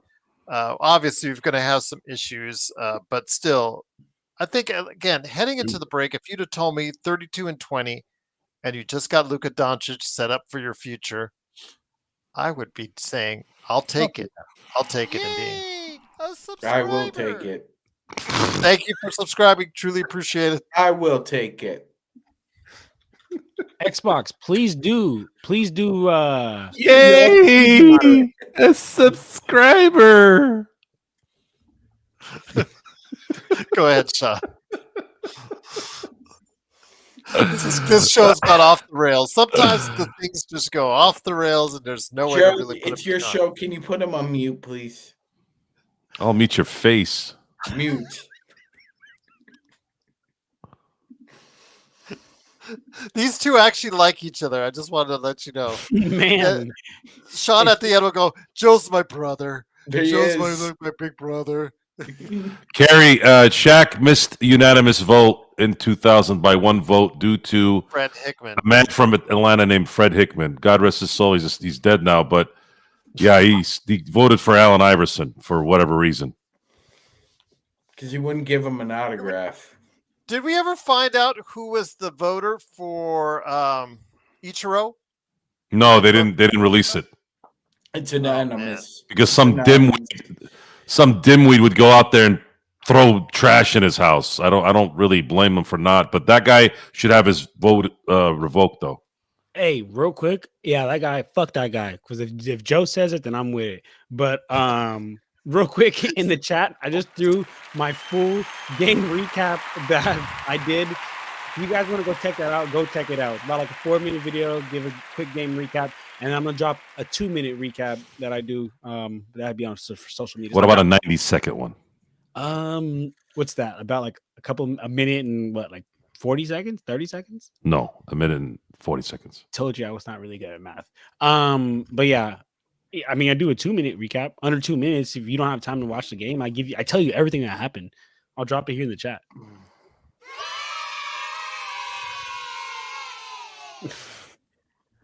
All right. And on Joe, that you note, again, need better sound effects. It's not mine. It's his. it's what Talk Studios. What No, they give you. no. Oh no. Hold on, Gerald. Hold on, because the pinhead said something interesting, so I'm gonna go with it. Pinhead? Okay. Yeah. Pinhead is crazy. You said earlier today, I decide. That's what Joe Soros said. I decide. So you're the one deciding when to Yes, use please, these Jay. goofy-ass sound effects. It's not Gerald. Don't blame it on Gerald. It's his You're the show. You're the one who said I decide. Ask me when I have my own show. Then Pinhead. you'll see. Pinhead. Listen to English. You're the one who keeps saying I decide. I'm not hearing you. Look, I'm here in You Canada. you don't decide. He does because it's his show. He You- decides. No offense, but you use Canadian. You don't even speak English. So shut up. Use Canadian. I'm not hearing it. I'm here in Canada. You know how hilarious that is still to this day? That one and the Kobe one. He goes, how does the ball bounce bounce. He goes, How come we airing it. He's well, there's air in this room. How come this room ain't bouncing? And Kobe kind of goes like, and he's like,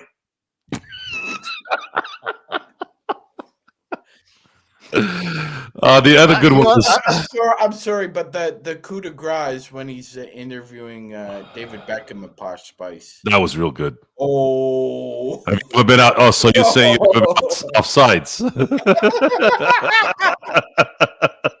That was a really good interview, actually. You could tell he was a little starstruck because he wasn't really all in with his Ali G. He was kind of asking. But he was also very clever because he did it in a way where Beckham had to side eye him a couple times because he wasn't sure what he really meant. Such a amateur. I think we're all in Cancun mode as well. Cancun, indeed. Oh, yeah, definitely John with the leg up and shit. So, dude. we're not I'm just trying to rest at this We're point. not going to do. I'm trying to stretch out my work from home. You're like those anchors who are wearing the sports jackets and the tie, and then they stand up and they're in their underwear. I'm gonna be honest, Joe. I do that literally. I have a jacket right here, right next, because I work from home, and I just put on this jacket, hop in these big old corporate meetings, and then I have I'm wearing NBA shorts on under. Sometimes I'm letting it hang. You know what I'm saying? Just don't stand up. Yeah, Sean does that a lot too. JSJ, I appreciate him. He said, "Can we sign the Damn, John, you didn't see on playback. He hated Alex Lynn from the second he walked on the court. Second he walked on the court, he did look lost. He did look lost, and I was there. I was there for But and again, it was his first game, John, Alex Lynn, and he did play more than expected minutes because of the facial contusion to Jackson Hayes. But JSJ does have a point. It is Alex Lynn. He is a lottery pick bust for all intents and purposes because he was a lottery pick. Was he pick 5 or 6, Sean? I think he was 6, Gerald. Or was it 4th? No, I don't think he was that high. Okay. But still, yeah, lottery pick bust. He was waived for a reason, John. But at this point, all you're looking is to get 10 good minutes from him.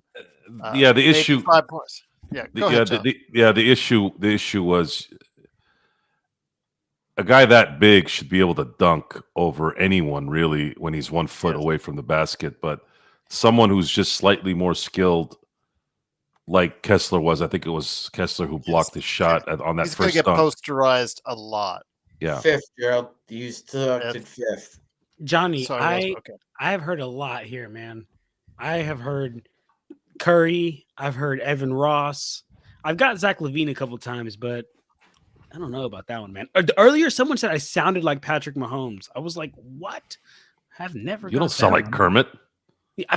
I mean, I don't know. Could care less about what the guy sounds like. I'm Patrick Mahomes. Well, sure. Where's my money? I hope I could get the money Patrick Mahomes got. I'd love to. I mean, we need if it's like Anthony a voice Bennett. biometric thing, like That's to get who into we his need. account, I'd do it. That's not a compliment. I don't know, brother. I don't know. All he said it was I sounded like Patrick Mahomes. I was like, well, sounds good. And then the chat said he was tripping. So hey, I don't know. 805 is asking if Mo Bamba is still available. I'd rather get No to Mo. I got us. I'm sorry, that's still funny. I love Josh Hart. I don't care if the only reason I would dislike Josh Hart would be if he was traded or somehow ended up on the Boston Celtics. But now that he's been a Laker and a Knick, I'm of the mind that will never happen. So when he told Mo Bamba, the only thing impressive about you is that you have a rap song named after you. That was cold, but it's the truth. Johnny, the Lakers signed Mo Bamba, traded for Mo Bamba, and I remember Laker Tom saying those exact words you're saying now as far as it being a perfect fit. And let's just say it was far from being a perfect fit the first time around. What makes you think it's going to be even better the second time around? Like, do you remember? Confuses me. Gerald, do you remember when Darvin Ham inserted him in the game for the first time? How irritated and just angry he was that he had to insert Mo Bamba into a basketball game. Yeah. And You if sound like JJ John. Redick had to do that, there'd be a lot of expletives. And Mo Bamba would get a quick hook. They're all big. Any big guy that's out there is just slow, can't react, unathletic. They're not going to really bring a whole lot. Whether it's Mo Bamba, Alex Len, whoever at this point in time, if you guys said we're getting a stiff, I wouldn't go that much farther away from it because it's just at this point you're grasping at straws. Unless Larry Nance comes walking through that door, Larry Nance Jr. comes walking through that door, there's really no big that can solve this problem, guys. No, Sean? there isn't, Joe. There isn't. There flaws to meet the eye amongst what's available. That's why they're available.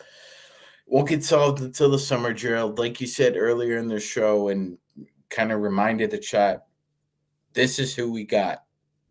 This is who you're rolling with now until the end of the year, till the last game of the season. And like Gerald said, and I'm in full agreement, it's not going to get solved until the summer because nobody can fix the few holes that you have in the front court.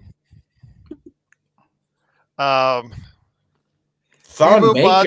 Maker, is he still alive? Is he still alive? I thought he was like 85 years. I thought he was like 85 years old. He looked like the oldest NBA player ever. Honestly, guys, I say, like, look, Alex Len isn't no answer here, but let's give the guy more than one game to judge us off him. But shit, I mean, I feel y'all though. He did look terrible out there. Yes. But yeah. And as far as Ibu is concerned, Ibu Baji, he is raw. He is as raw as you can get. He averages 5 points. He almost averages as many blocks as points. Yes, he's a raw shot blocker, but yes, he cannot score or play defense. He's just so raw. He is the definition of raw NBA hopeful at this point in time. So no, he's not ready. The last two centers the Lakers had in South Bay that were viable NBA prospects are now on other teams. Kyler Kelly got signed by the Mavs, and J-Huff got signed by the Memphis Grizzlies. Isn't he starting right now because of so many injuries? They said he was originally slated to, Gerald, but they slid him to the bench against the Warriors tonight. I mean, guys, let me put it to you like this. Moses Brown was named the G League Player of the Month. 7'2", 250. He is averaging 17 points, 16.5 rebounds, and he still can't get a job in the NBA. How many NBA games has he played in total? I think it's got to be less than 150. Probably around 100, but probably what I say. But he's been with a lot of teams, but he's bounced around. He was with the Lakers Summer League team, and they just didn't find a place for him. But he is getting huge numbers. But still, there's a reason why he hasn't been called up. Again, it's just the fact there's just something there with him that just does not translate to the next level. And we just got to come to the facts. Unless somebody gets bought out over the next few days, over the next All-Star period, as of right now, this is who our team is going forward. You could say Jordan Goodwin will come up and get the contract, or Trey Jamison, get the contract, and they'll waive Cam Reddish. But outside of that, this is it, guys. This is it. So. You know what's crazy, guys? We got popped today, and we're about to hit 2 hours here on the stream. We hit 2 hours, and we hit more than 2 hours on the Luka one. Funny, huh? But this is, you know what? You time flies when you're having a good time. Absolutely. So Gerald, I was gonna ask you. I'm not sure if you're planning on doing like a all-star Hold on, break. I got to time out. I got to time out somebody right here. Hold on, because they were saying something mean to Joe. My apologies. Go ahead again, Sean. Okay, yeah, no, Gerald, I was going to say in maybe in the absence of a show where we actually, superfluously talk about grading the Lakers season up until now, why don't you just give your grades out so far, Gerald? So coaching, what grade would you give the coaching staff? I'm going to say B, because again, there has been points in time where, like tonight, where you just didn't get the job done on his rotations, and he has been outcoached at times. But still, again, for a rookie coach, 32-20 Magic isn't all that bad. I'll take it. And he's done for me a good job on it.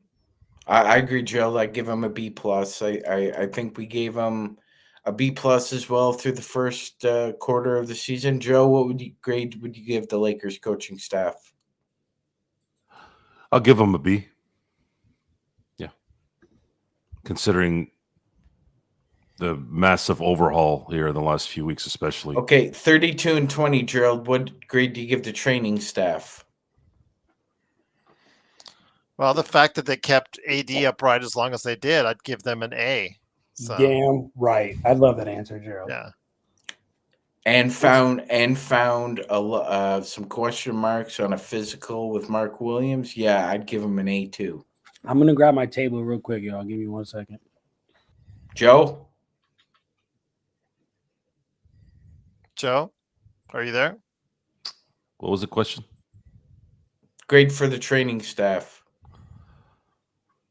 I think the Lakers have had bad luck there and but some bad decisions. Maybe I don't pay attention to their hiring practices, but everyone's been pretty much healthy this year.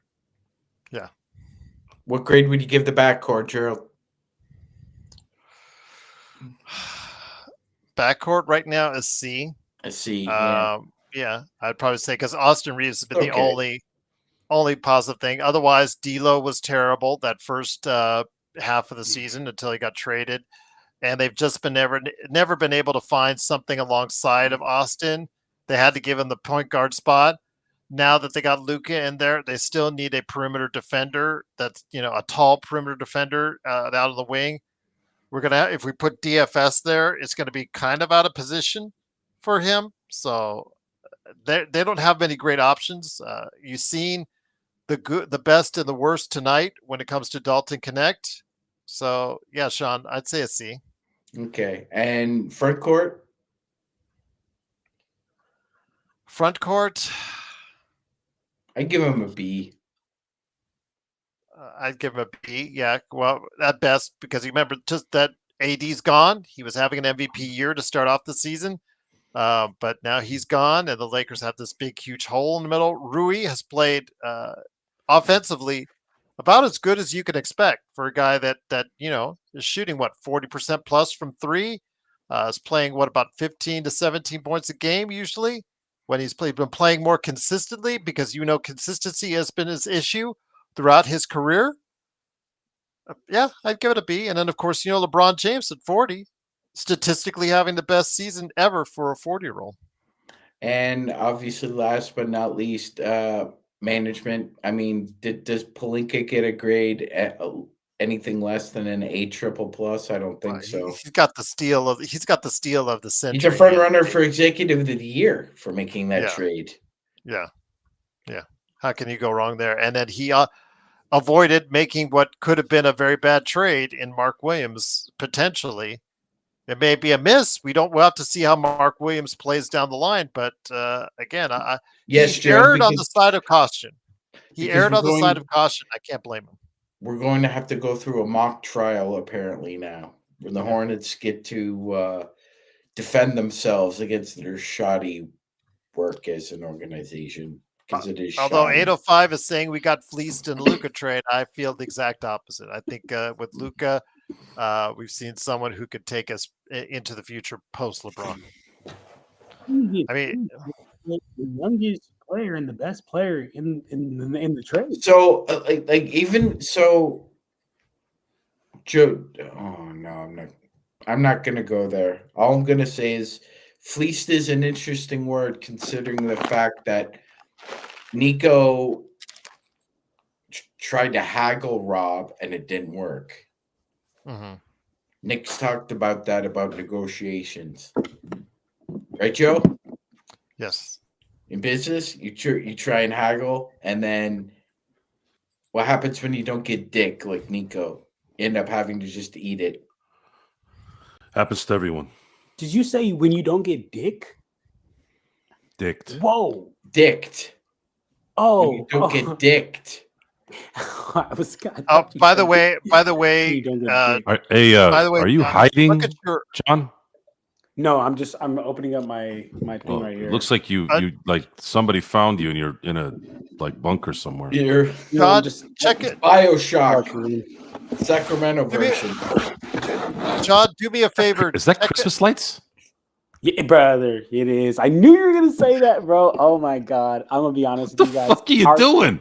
Christmas It's tree is still February. fucking You can take that shit down. Can I tell you something? Look, hey, I'm gonna tell you something. So my girl has been telling me, like, babe, you need to take that Christmas tree down. Babe, you need to take. I'm like, babe, honestly, it provides great lighting. Like, it provides great lighting. I don't have to turn the main light on. Oh, so it's tactical. John, It's tactical. John, Okay. did you put up Christmas lights on the house too? No, I did not. Like I have some light. I have like some lights on my balcony, right out there, but they're not on right now. I Okay, just have that's the Christmas tree. more than that jackass did for his family. And I know Gerald put up lights for his, so good Don't on remind you. me. Good That's my on you. back Ju- talking right there. Good on you. My back spent- flares up when you said that. I spent You're a exactly jackass when it comes to 0 minutes putting any Christmas shit up. because you're a jackass. Negative 0, actually. Jackass. Negative. Hey Joe, you want to head to the Red Lobster? My treat. Maybe next time. Hey, I thought we were gonna be friends. We are. Gerald, don't take me off Gotta stage. go. I'm just gonna grab my something right here. Okay. I've never been to the Sizzler. I've been to Red Lobster. I've never Oh, been to the Scissor's Sizzler. good, man. I like Scissor. Aren't they hanging by a thread like everybody else? Yeah. Go to the one by the Forum.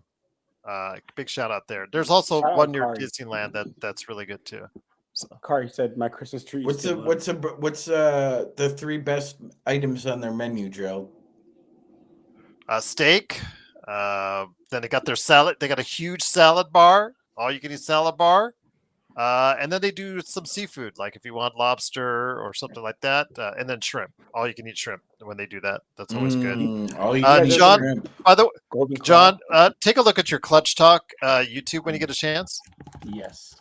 You got a lot of removing to do as a moderator. I'll just say that because someone's been very abusive in your chat. Oh, really? Once again, Who's it that? is, of course, the Lakers fast break. It is, of course, John Costa from Clutch Talk and Lakers.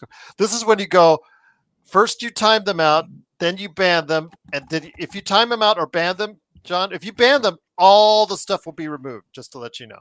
All How do their I comments. do that? I don't even just block. Click on the Yeah, name. I you mean, I just don't go, even care. okay, Honestly. You go, since it's your channel, you just go by any one of the messages where the 3 dots are, Okay. and you're gonna see your options right there. Block. Okay. Yes. Yeah. You Yeah, can say man. it's gonna say it's gonna give you that option to go ahead and do so. I'm So gonna be- it won't I'm gonna say be block, honest. it'll say hide user from channel. Yeah, I'm gonna be totally honest.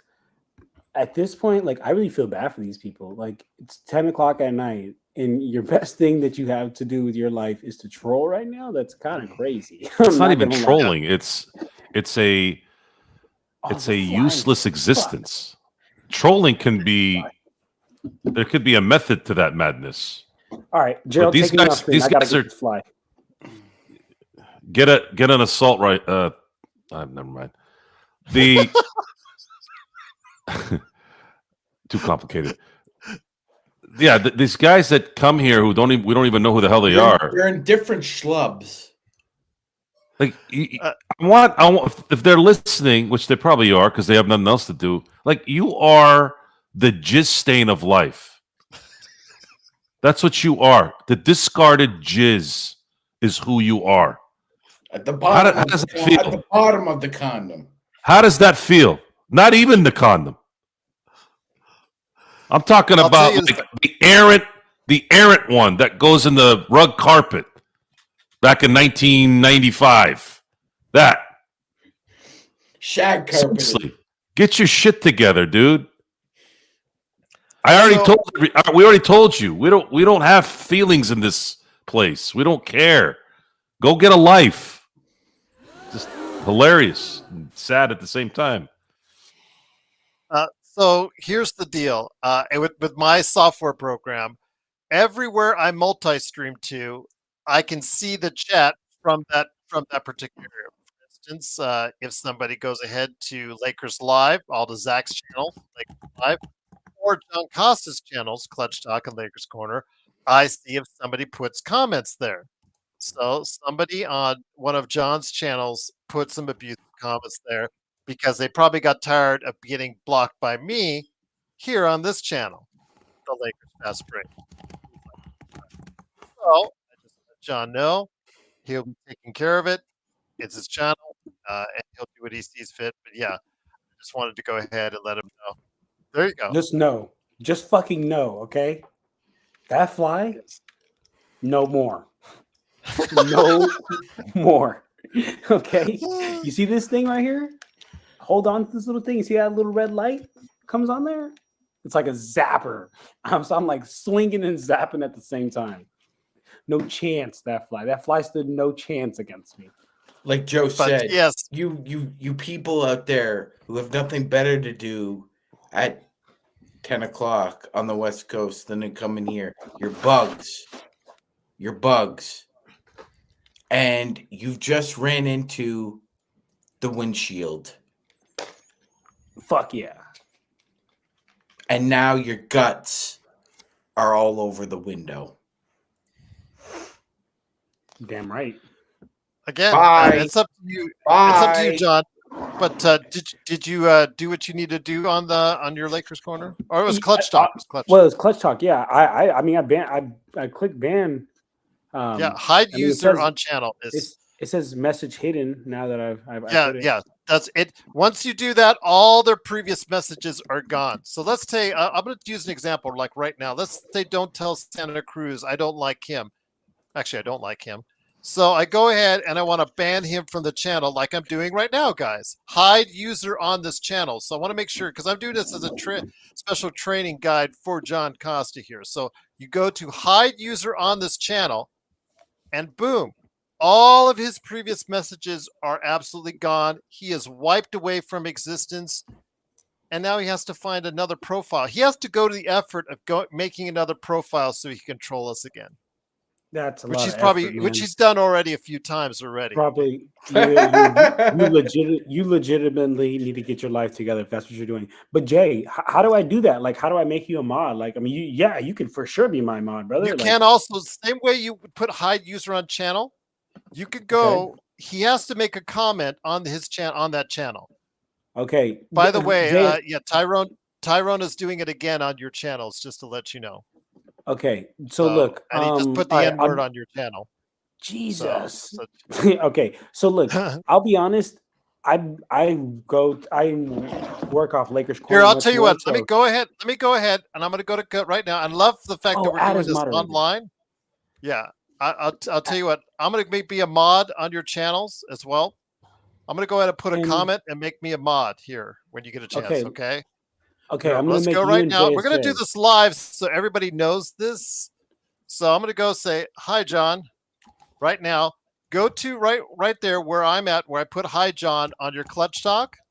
Do it on Lakers corner, please, because honestly, I'll do it on Lakers corner here in a sec. Let me open up another tab. I'll do it for you right here. But can you go ahead and make me a mod on that channel, please? On Clutch Talk now, and I'll get rid of this guy for you. Tyrone, you're gone. So have you made me a mod yet? Oh, okay. No. I'm about to make you a mod right now. Hi, John. There's 3 dots next to my hi, John. You can make me a moderator. Okay, hold on. I need to go to log in from the right YouTube page. Yes. Boom. Okay, here we go. I'm gonna make you. Have you made me a mod yet? All right. Thank you, everyone, for your patience. This is YouTube 101. I'm doing it right now. Once again, the Lakers add as win moderator. 31 standard and or managing. Yep. Managing, please. Yes. Managing, Yes. save. I did it All for on Clutch Talk, and then I made JSJ the mod on Lakers Yes. Corner. So what I could do now is I could take that offensive individual named Tyrone Jordan, who's probably not Tyrone Jordan or anything close to that, and I go hide user on channel, and all of a sudden everything that he did goes away. Wow. And then a Hawk's Breast right there. So you go there, hide user on channel, boom. All that effort he went into trolling you is gone. Joey, gone. Everything is gone. There it is. Can Everything- Jay? I made you a all- mod on Lakers. Can you go on there as well, Gerald? Can I make you that as well? Yes. Again, so while I do that, Sean, tell me your thoughts again about the Lakers game tonight. You don't take much from it, do you? You don't take No. much from it at all, do you? No, it's kind Okay. of like the first game of the year and the last game of the year. Usually, the game before the All-Star break is a one-off. It's just there on the schedule, so you got to play it. I don't take anything away from this game at all, Gerald. Even though the fact is that DFS was not playing, Gabe Vincent was not playing. That chemistry, the insertion of those two guys would have helped. I don't think it would have led to a victory necessarily, but that being said, we played like garbage. There's no excuses for that. Even if it was the game before the All-Star break, but yeah, I don't take anything away from this game at all. Okay. Joe, you see, this is what you're going to face when you start the Dodgers fast pitch, because I know your channel is going to, like John's, like ours, and thank you to everyone who has liked and subscribed. Please do so. Continue to do so. Again, the abusive comments we try to get rid of as fast as possible. Darren, we just want to have you here as far as a great part of our chat. I'd love Okay, I just want to we got to get rid of the racial stuff. That's the stuff that pisses me off more than anything. I don't care if they call me anything. Got to get rid of this. Again, it's easy for those guys to talk like that. I just wish they'd meet a couple of my friends and say it to their face, and they'd see that. Like Jesse? Yeah, he would. Honestly, he can literally rip your face off. Honestly, I'm be 100%. I think I've already said this on this channel, but like when people try to like use racial slurs against me, like that shit really makes me laugh. I'll be like, okay, like what do you think? You think your words hurt me? Like, could fucking care less about what you say. Dog. It's not about that, John. It's about how safe they feel where they're behind saying that it. fucking keyboard. Huh? And I want to reiterate, if you really are if you're just admit you're a little weasel, Fucking pussy. say that to somebody's face. Man. You'll hear. I'll read Oh, stuff. we found out what happens when you say it to somebody's face, right, Joe? We happened. That's Stooge in Philadelphia. Yeah. Yes. I'm going to have to go in and do it again because they're doing it again on your, I believe it's your Clutch Talk. Just to let you know, John. This guy keeps making other fucking channels. It's insane. Dude, brother, Yeah. you need to get He's a going job. to all of his profiles. He's going to others' profiles. I see it instantly. I don't know why you're wasting your time because I see it instantly. I see all the channels I'm streaming to, idiot. And instantly, one stroke Idiot. and you're gone. You are gone. And you'll have to create another profile. And that one's gone. And that one's gone. Ooh. You are an idiot, an absolute idiot to waste your time doing this. We've taken enjoyment out of ruining your day because you sure as hell ain't ruin ours. So Well, shit. I'll leave I it guess at that. if there's any mods there on Clutch Talk, go ahead and do that, please, because I'll go over there in a second. I'll be right there. So, but once again, Jay, it is Jay, the I Lakers made- fast break. Xbox mod too. Yeah, I'm Sorry. going there right now. He's gone. He'll be gone in a matter of seconds. In fact, see, John, I actually take pleasure in it. I take pleasure in banning people that don't deserve to be watching our stuff. Say, like TJK Demi, you're gone. Dude, that's crazy. TJK That's Marshall, honestly you're wild. gone. So make some more. Make some more profiles. As the great Captain America said, I can do this all day. Dude, that's crazy. You know what? I honestly am low-key envious of these people of how much time they have on their hands. You know what? Like genuinely. Well, hold on. Let me see. Okay, so they go to their significant other, and their significant other says, "Hey, what's going on? How was your day? So, what did you do today?" Oh, I just put racial epithets on other people's channels. I acted like a total idiot. I acted like an IQ of 3. Yeah. Yeah. So, see, Dancing with the Paper is doing right now. He's not going to be able to finish his thoughts right there because he's gone. I'm on it. Thank I'm you, on Gerald. it. You're the best. You're gone. This is so funny. Goodbye. So, I don't know, John. Finito. Again, we're going to keep on going here because I enjoy doing this myself. To me, it's like a video game in some way. It's like I'm actually playing like a mobile game or something. But keeping the chat going on our side on the Lakers fast break, Joe. Again, we're heading into the All-Star break, and it just tells me that Gerald, the Lakers. I need to correct you on something. If you could please, Here we go. Yeah. I'm sorry. I'm still deleting this That's okay. individual. But, that's okay. But you mentioned that these individuals have significant others. They do not. Okay, fair enough. They're like this guy. Okay, fair enough. All right. Because Sports baby, appreciate you. the problem is a lot of these people, mostly men, are resentful that nobody, not a man, woman, child, alien, could stay in their presence for more than 10 minutes because you act like a fucking knob. You don't have manner. You don't have manners. All right, you don't have manners. You look like a troll. You act like a jackass, and you behave like a heathen. And you wonder why you're alone. Okay.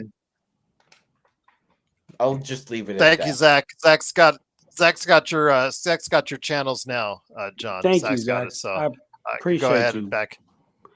Both Lakers corner and Johnny special said the teams Lakers get should have that. signed Steven Adams at center. He's still playing in Houston, Johnny. I don't know how he could have been signed because he's still playing backup minutes in Houston. Remember, he still has that fat contract that he signed. Was it with OKC, Sean? No, Before Gerald, he went to Memphis? or he got that in Memphis? Yeah, he got it in Memphis, and then Houston gave him the extension over the summer. Yeah. Okay. Fair enough. But yeah, I mean, sports baby. I know we were talking. He's mentioned earlier in the season, Drew, but we were talking. Houston needs him. They weren't going to trade him. He's insurance, and like you said, he's been playing very good backup minutes for it. But he's also insurance for Şengün. We saw what happened to Houston without Şengün, Gerald. They just got. People think we get beat on the boards badly. Without Şengün out there, they got beat out of the boards. We out rebounded. And that's surprising because Adams is there. Adams should be getting all those boards. I know it's bad. It's a little bad. You don't think? I mean, at Adams, you don't think they should be getting the boards, or what? Or no, they should be getting the boards with Adams out there. Yes. Because when Şengün's not out there, it's Adams getting all the boards. Yes. All right. Yes. Joe, let me go ahead and bring it back to you, my friend. Once again, I'm not going to take too much away from this game. I think people just, the fact that the Lakers were doing so well, 9 out of their last 11 to close out the games before the All-Star break, Joe. On the other side, if the games do get a little bit tougher, they are going to a place in Portland, even where they've not had a great deal of success. But again, we've got Luka. As soon as he gets into game shape, we should see a better evaluation of what we need going forward.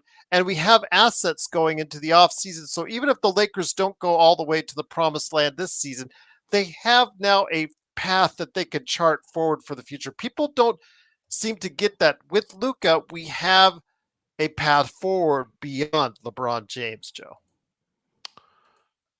That was the excitement. That's really where it all kind of Because you and I got it right away. settle in. Yeah, most people did. And people who know are in the know that the Lakers solidified a non-rebuilding timeline. It was immediately they know that they can compete because they're going to have people that are going to be able to come and play. What is that sound? Everybody's on mute. How the hell am I hearing anything? That's got to be your mic, Joe. That's like the second time. There's a I'm not ghost. What sound was it? There's a ghost in your mic. What sound Anyways. was It it? might be in your It's a ears, ghost. your headphone. No, it's not. The It's mic not. might be You haven't. No, Joe, I think Joe, John was moving you something. have I an could see it. amoeba in your brain, Joe. I was No, on no. mute. Yeah, that's what was weird. I can hear it still. Yeah, it's in your brain. The Okay, can you hear this? yep. That's crazy. So whatever is on mute, I think I'm the only one hearing it. That's fine. As long as I'm the only one hearing it, I get it. Anyways, Okay. So when you're Sean Grice, you have to continue to struggle every day being Sean Grice. So just imagine that in a basketball sense. There was a struggle every day as a Laker fan before the trade. You just didn't know what the future held. Now, the difference between that and Sean Grice is Sean Grice, there's no hope there. Where this got hope because now you have Luka at 25 that you can build a future. And it's a lot more realistic to understand that this is not going to be something that's going to get done likely this year. If they were to get lucky, yeah, great. But luck is usually not the case in basketball.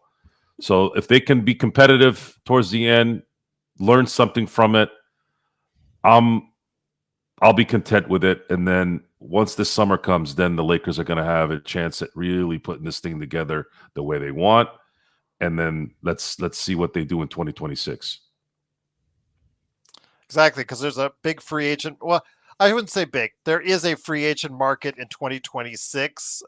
There's going to be a lot more money that's going to be left on that's going to be available to the Lakers. They will have added picks by that time. So again, 2026 is when they could really be building. Even 2025, Joe, with the expiring contracts. But you would probably have to start looking at Rui and Austin, Joe, as those probably keys to a bigger trade if you want. You have to give to on, get. Yeah. You have to give to get. Mm-hmm. The Dalton Connect thing, people were having a conniption fit about it. Why? How are you going to get a big who has size and some and athleticism who can score, which is exactly what they needed? What did you think? They were just going to take Cam Reddish and Christian Wood? You had to give up something. They gave it a shot. They checked them out.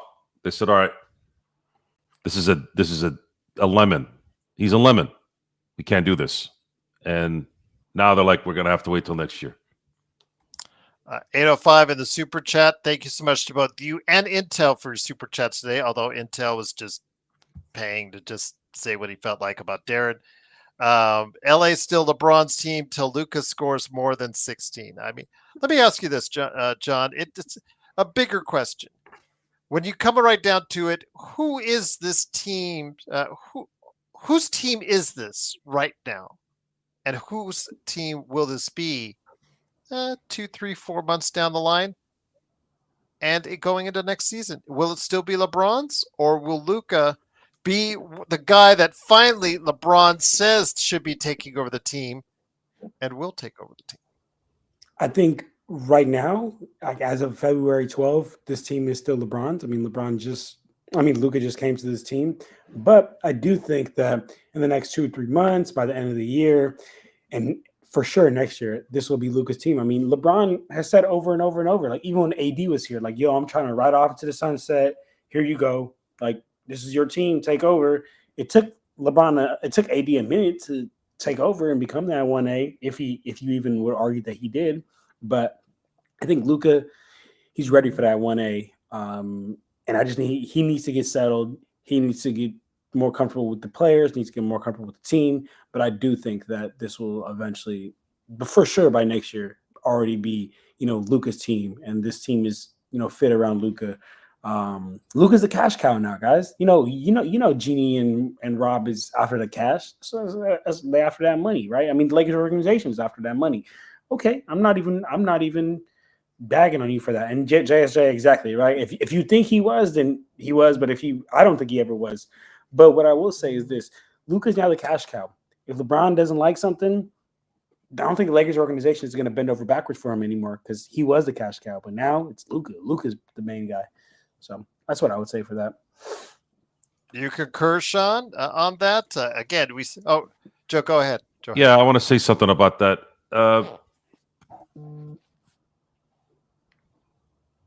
There's some assumption that LeBron knew about this. I don't believe it. I don't think so. And there's a history of this. She did it to her own brother, Jeannie. When things weren't working out, she's like, "Sorry, bro, you ain't cutting it." It was given a chance, much like Clutch was given a chance. And this is why I'm 99.9% sure. You have not heard anything from Clutch. There hasn't even been a discussion about Clutch in this entire setup. And they've been the epitome of everything in every decision-making process in this since AD's arrival. I don't really use LeBron's arrival as one because that was him deciding to come to LA. That's different. But once LeBron got there, it became the Clutch. Clutch became the general manager, basically. In this scenario, This was almost like Rob and Jeannie went back and said, "All right, let's Kobe Bryant this son of a gun. Let's be under the radar, covert ops, Black Mamba style. Talk to your people that you had relationships with Kobe. Hey, keep it under wraps. We'll give you what you want. You give us what we want. Boom, and then that's it. You all know he ain't gonna. You all know Luka's not signing in Milwaukee. You know he ain't going to Boston. You know he's not going to Miami. This is what I hear. But he will stay in LA. Well, that's why the deal happened. And you had to get something. The reason why you didn't get draft picks is because the Lakers didn't have draft picks. What, an extra second? Okay. An extra first?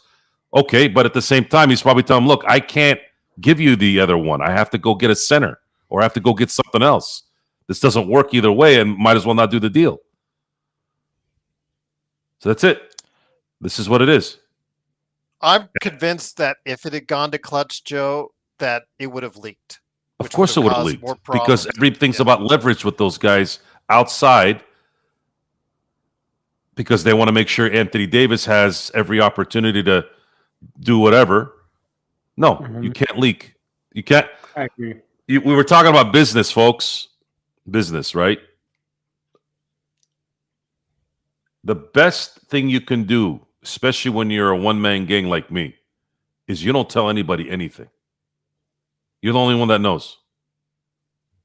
Not that it's bad, not that you're screwing people out of money or telling secrets. It has nothing to do with that. It's a mentality. It's a morale thing. It's a whatever thing to where you set the stage. Like, I know it's a lot like when I had done acting in the past. You don't tell anyone what's going on behind the curtain. You could be yelling at the co-star. You could not know your lines. You could be struggling to remember stuff that's being put on, whatever. But when you get out on the show and you perform, whatever it is, the audience doesn't know anything about that. And they don't care. And they don't care to know anyways. The job is to make sure that everything looks like it's okay. But then when you got to execute, you actually got to make sure that it is okay. And in this scenario, the way it happened, it's changed everything as far as who we think of about the people that are in control here. And LeBron is the most happy. LeBron has not been this happy in a long time. He has not been this happy probably since they won the title. Well, 2021 too. I mean, there was... I would say content. Content, yes. But this is different, though. He's looking at, my God, I actually have a chance now to maybe I don't have to run the show anymore. He really doesn't. He can rest and still be LeBron James and not be burnt out at the end of those games. That's why you have to wait for this to, folks. You have to wait for Luka to get under his. He's got to get his stamina back. I got an analogy here. You want to hear it? This is like a good steak. You want to make a good steak? You get to marinate, Gerald. And you marinate the steak. But the steak has to be in the fridge for about a day. You gotta let the juices flow. It's same thing with an addition like this. You just gotta let it play out. About normally in a situation like this, you're not gonna evaluate Luka and LeBron playing. What was their minute total in both games, John? That they played together. What about 60 minutes? Yeah, LeBron and Luka? I think they played about 30 minutes together in both games, so that's about 60 minutes. So if you do the math, you're gonna need at least 500 minutes with this group before you can really evaluate anything, Gerald. We're watching a work of art in progress. You don't judge a painting as it's being painted; you judge it after it's painted. But I think again, because we live in a drive-by media junk food society, a lot of people just want it now. I don't want to wait. I want it now. It's my money and I need it now. Sorry. Yeah, no, Johnny. That's funny. It's funny. It's my money. But it's your Johnny money. Use it when you need it. Yeah, right. That's what they love to tell you. Johnny, bullshit. Johnny in the chat, yes, as if you're a longtime viewer, you know my disdain for what I believe is one of the worst trades in history. I'll just say this, Johnny, Mike Muscala, and I'll just leave it at that. Yeah, Zubats, credit to him, signed the fat contract extension and is actually playing better. It's the best he's ever played. He was just under an all-star level, 15 and 12. You can't get better than that from him. He's having a great season. And the pairing, no matter how much we piss on Harden's game in the playoffs, Harden was the perfect fit for his game as far as rolling to the basket for the way they play. Zubac has been Harden's best pick and roll partner. I know he's been with some really good players, but he's been his best pick and roll partner. Exactly, John. And you know what? He's made him money. He's made Zubac's money. He got him that extension. And credit to Zubac for it. But Mike Muscala, I'll just leave it at that. 805 on the super chat. Thank you again. Mavs fans rather have Luka than win a title without him. That's a good question. There is so much hate and anger right now. So many fans have switched over to the Lakers in recent days because of the Luka trade. Sean, and I'm going to ask you this. Do you think that they would prefer having Luka back over a title with AD? I don't think so, Gerald. From the reaction, Gerald, I compare the feeling of this Mavs fandom, as they're known, the MFFL, Mavs fans for life. That's the way they describe themselves, as being as forlorn and disengaged and completely out of their wits' end as the Montreal Canadiens were when they traded Patrick Roy. You traded your franchise player for peanuts. And I don't mean that disrespectfully with AD, but essentially outside of AD, you got nothing in draft capital for Luka of significance. Absolutely. You saved yourself a supermax contract to trade a top 3 player in the world for pennies on the dollar. That's exactly what happened in 1993. And that team ended up paying for it because they watched the player they traded go to 3 more Stanley Cups, win 2. And Gerald, I have to say, I think if you ask them the same question, they'd say they'd rather have the player than than the championships. I think they would take Luka over championship. I think seriously they think they're would. so impassioned. Right now, I think they're so impassioned. I think they would. Joe, do you disagree or agree on that? What are your thoughts? There's some really volatile nerves right now in Dallas. That's a terrible way to look at it. This is a team sport. This is a team fandom, not a player fandom. I didn't say it was a good or bad way to look at it. I'm just saying is Well, that if they're Luka Doncic fans, then yeah, it's going to affect them. But I never understood. The Lakers were close to trading Kobe, and it would have hurt, but I'd still be a Laker fan. There's never ever going to be a change ever. I don't care if I agree.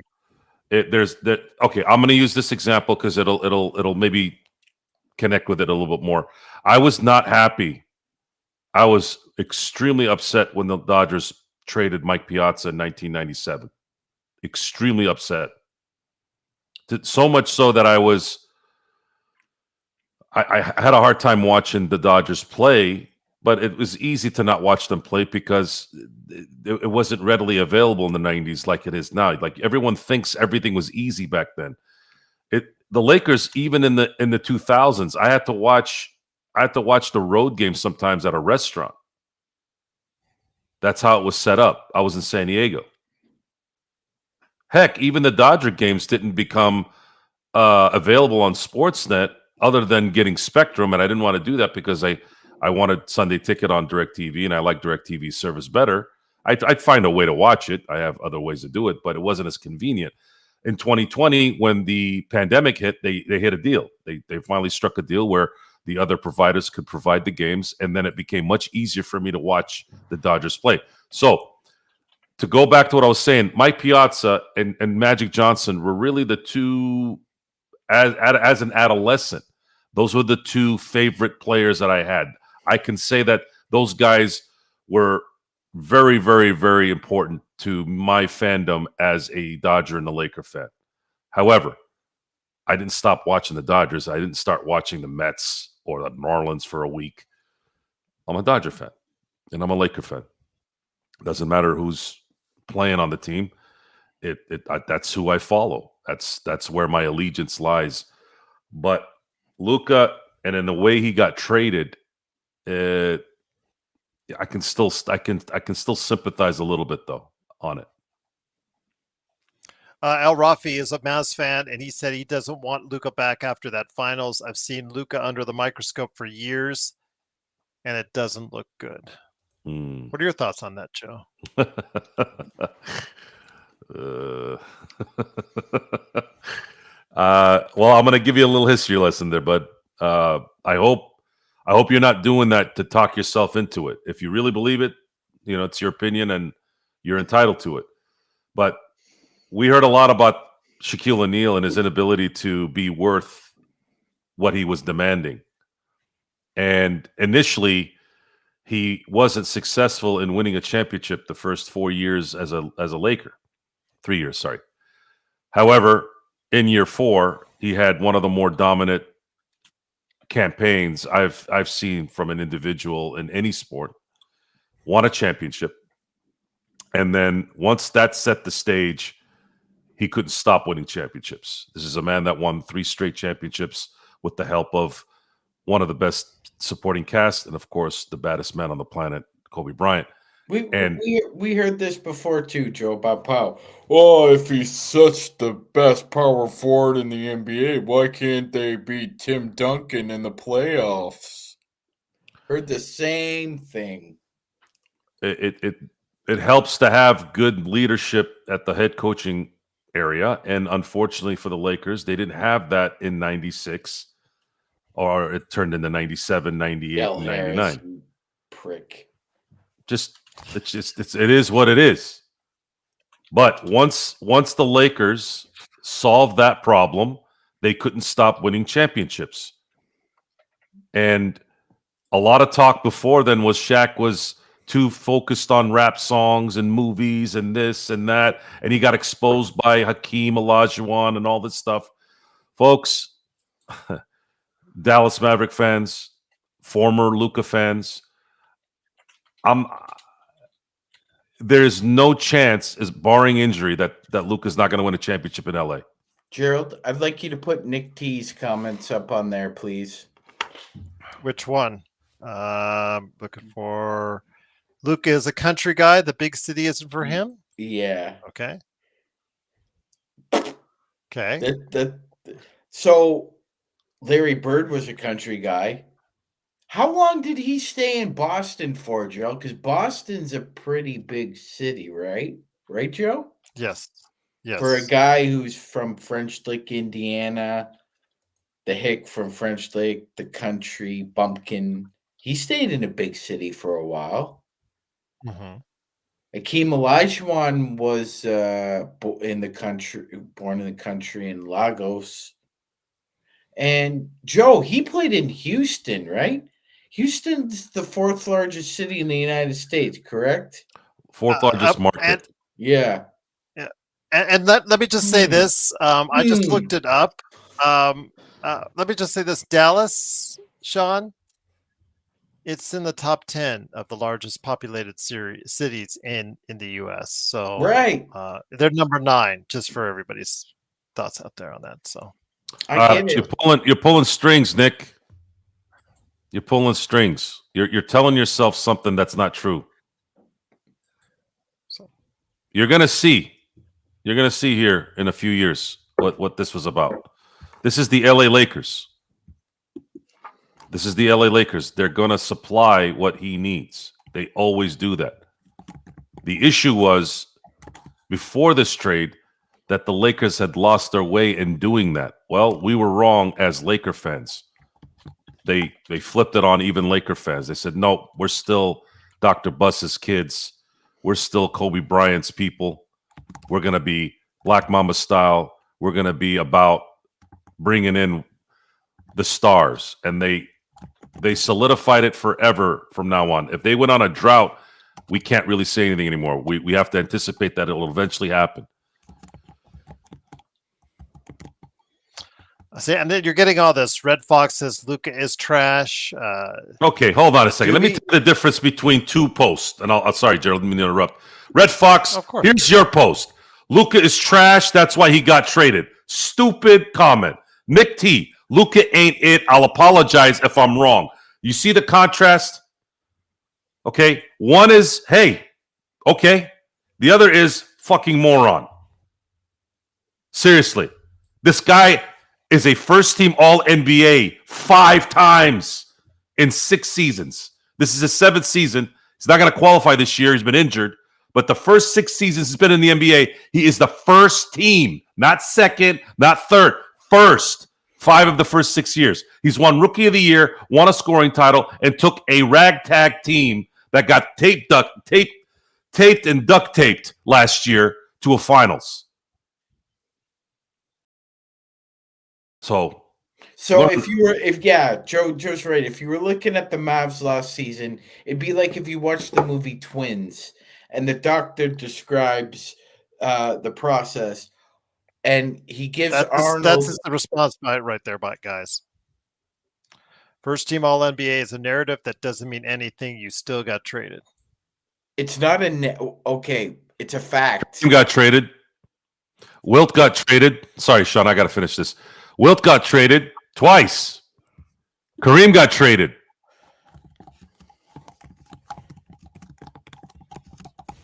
Shaq got traded, won a championship in 06. Paul got traded, won 2 championships, went to the Hall of Fame because of it. Wayne Gretzky got traded, created hockey in America because of it. Hockey in America blew up. You know how I know? I was in it. We were invested. We were invested. 90s hockey was the golden era in my book. 90s hockey was the golden era of the NHL, just like the 80s were in basketball. The Kings had one of the best lines in the NHL. McSorley, Gretzky. Sorry, Gerald, let me just say this. Go ahead. They had the Triple Crown line before Gretzky, and they still couldn't move the needle. It wasn't until Gretzky landed in Hollywood, like Joe says, that LA just thought, oh, wow, we got to start watching hockey, Joe. Yes, he defined a league. He defined a sport, much like in a lot of ways, even though it was popular, like Tiger Woods with golf. He brought a different culture to golf. Golf had been around for years. Hockey had been around for years, but Wayne Gretzky and Tiger Woods created a generation being the main guys in those sports. No one had Nike golf clubs until Tiger Woods came. No one watched a bunch of guys skating on ice in the summer, or I'm sorry, not in the summer, in a hot area. Who the hell's thinking about hockey in LA? Really? Yeah. Gretzky did. Yeah, Gerald, I just want to bring this to everyone's attention, just so they could take a look for themselves. The following players just have five first team All NBA selections in their careers. Luka's still playing. Look at the names on that list, Gerald. Charles Barkley, Hall of Famer, Olympic medalist, NBA MVP. Julius Erving, champion, NBA champion, ABA champion, ABA MVP, NBA MVP, multiple champion. Dwight Howard, multiple MVPs, championship. Rick Barry, Jason Kidd. Luka Doncic has more first All NBA selections than the following players: John Havlicek, Dirk Nowitzki, Chris Paul, Stephen Curry, Moses Malone, Kevin Garnett, David Robinson, Nikola Jokic, Anthony Davis, who he was traded for. Joe, I'm naming greats here, man. I'm naming all-time greats. And people are still coming in here with this baloney. And Red Fox says, by the way, Joe, about your statement that you don't know. By the way, you're doing a disservice to Red Fox, even though it's not close in the spelling. And yeah, and it's some of the names on that list is surprising that the selections. Don't say we don't know about ball. Talking out of your ass again. You're talking out of your ass now. Red Fox says Wilton Kareem requested trades, so that's not the same. The fuck does that even? What does that mean? Well, what difference does it make? They got traded. So hold on. So the narrative about him being a first NBA all NBA is a narrative, right, Red Fox? But you keep saying, well, Wilt and Kareem asked for trades. Well, I could turn around and say that's just a part of a narrative too. So which is it? Are they both narratives or neither one narratives? Because you're confusing me here. 805 says on the super chat, thank you again, 805. Joe, right now, Luka doesn't look like a star, but it's 2 games. Well, he's been nursing a calf that he's had issues with for years. He finally said, I'm going to take the necessary time off to let this thing heal. And it looks like he has. It's going to take a minute to get his NBA win back. This is something we're going to have to wait. We're going to have to wait and let Luka cook you like fried chicken. Yep. Again, Blue Magic said it best. I'm thinking late March. Late March, you're going to start seeing Luka at the top of his game. I think it's going to take a little time. He does look a little out of shape. He does look like a little gassed from time to time. He's still acclimating himself to a new team. I think you guys are expecting a lot right now. I think it's unfair to Luka and it's unfair to the Lakers right now. I think the fact that what was mentioned, 12 out of the last 15, 9 out of the last 11. I think they're playing on a real high note heading in, despite today's game, heading into the All-Star break. They're exceeding my expectations. They were exceeding it even before the trade because this team looked like it had no chance of being able to compete in the Western Conference, yet they land Luka. And again, without a center, a viable center going forward, they're going to be competing among the top 5 teams in the Western Conference. And I think, again, People need to go ahead and put that in context. And by the end of the season, if Luka and LeBron are trading triple doubles or close to triple doubles at the end of the season, a lot of people are going to be shutting up. And Jeannie and Rob are going to be looking good, Joe. No, they already look good. Trust me. This is going to work. There's no way this is not going to work. It's going to be the best player in the NBA here for a while, folks. And Natalia, I mean, we all know, because Natalia was saying in the chat about what is he going to ever be on an all defensive team? That's not his gig. How many all defensive teams is Jokic on? 0. I hear nothing. 0. That's exactly what it is. And by the way, Stephen Curry.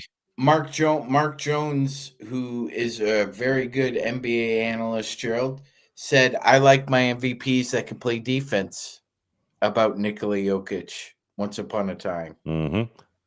Mark, the play-by-play announcer. You want to hear the stats for Nikola Jokic, by the way? I can't believe he's in his 60s. I Can you know. believe Mark Jones? That blows me away. He looks exactly the same as he did in the 90s when he was doing the NBA show. He was an incredible athlete at the University of Toronto, Gerald. His records will never be broken.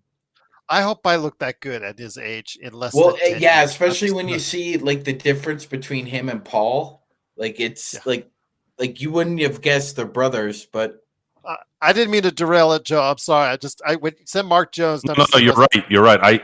I saw him the other day. 62. Yeah, he was giving thanks to Hubie Brown and his send off.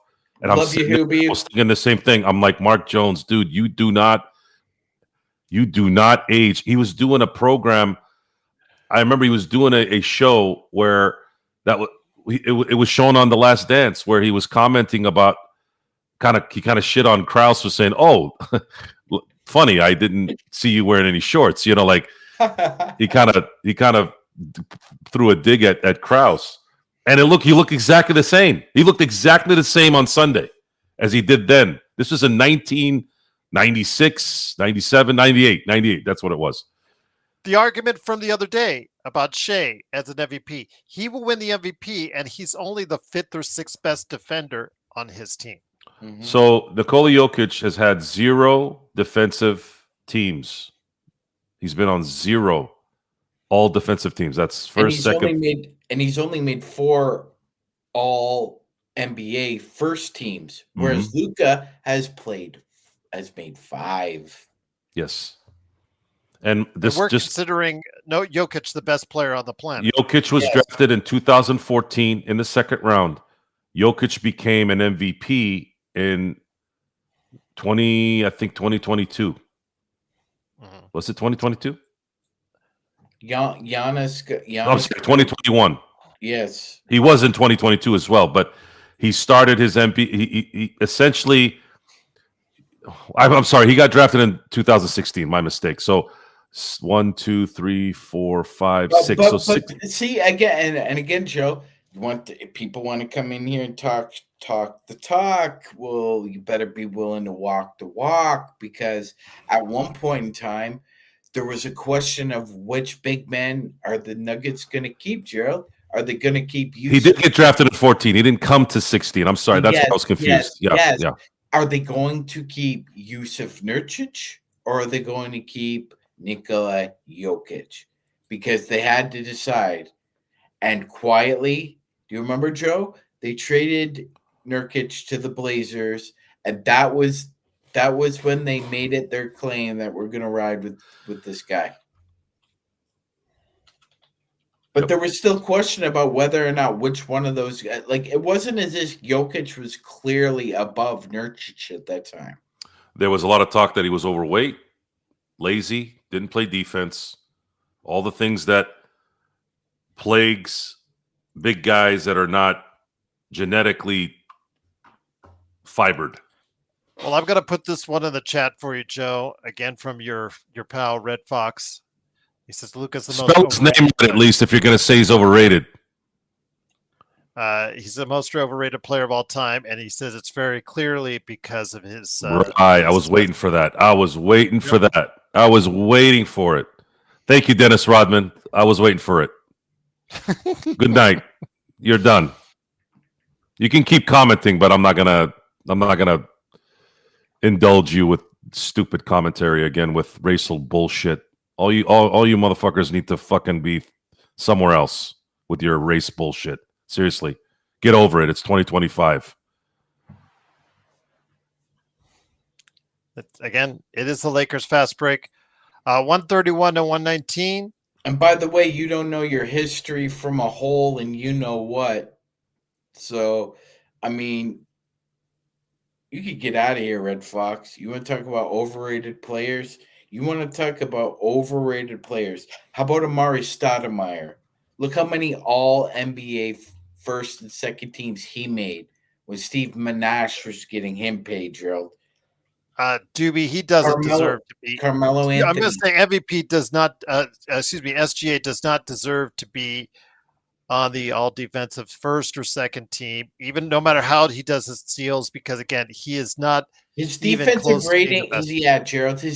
As Gerald eloquently stated, his defensive rating is inflated because he plays beside Alex Caruso, Kassan Wallace. He's got Isaiah Hartenstein back there. He's also got Jalen Williams and Kendrick Williams. Lou Dort on the perimeter. This guy's like as Gerald said, the 6th or 7th best defender on his team.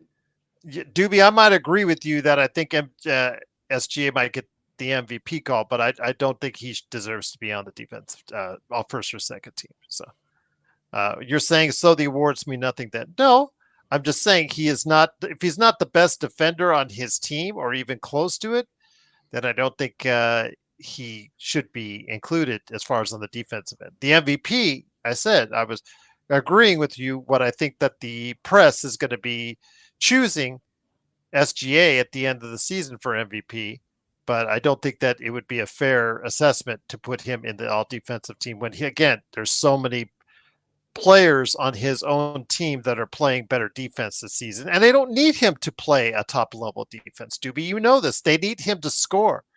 And that's what he does so well. That's how he drives this team. He gets to the line.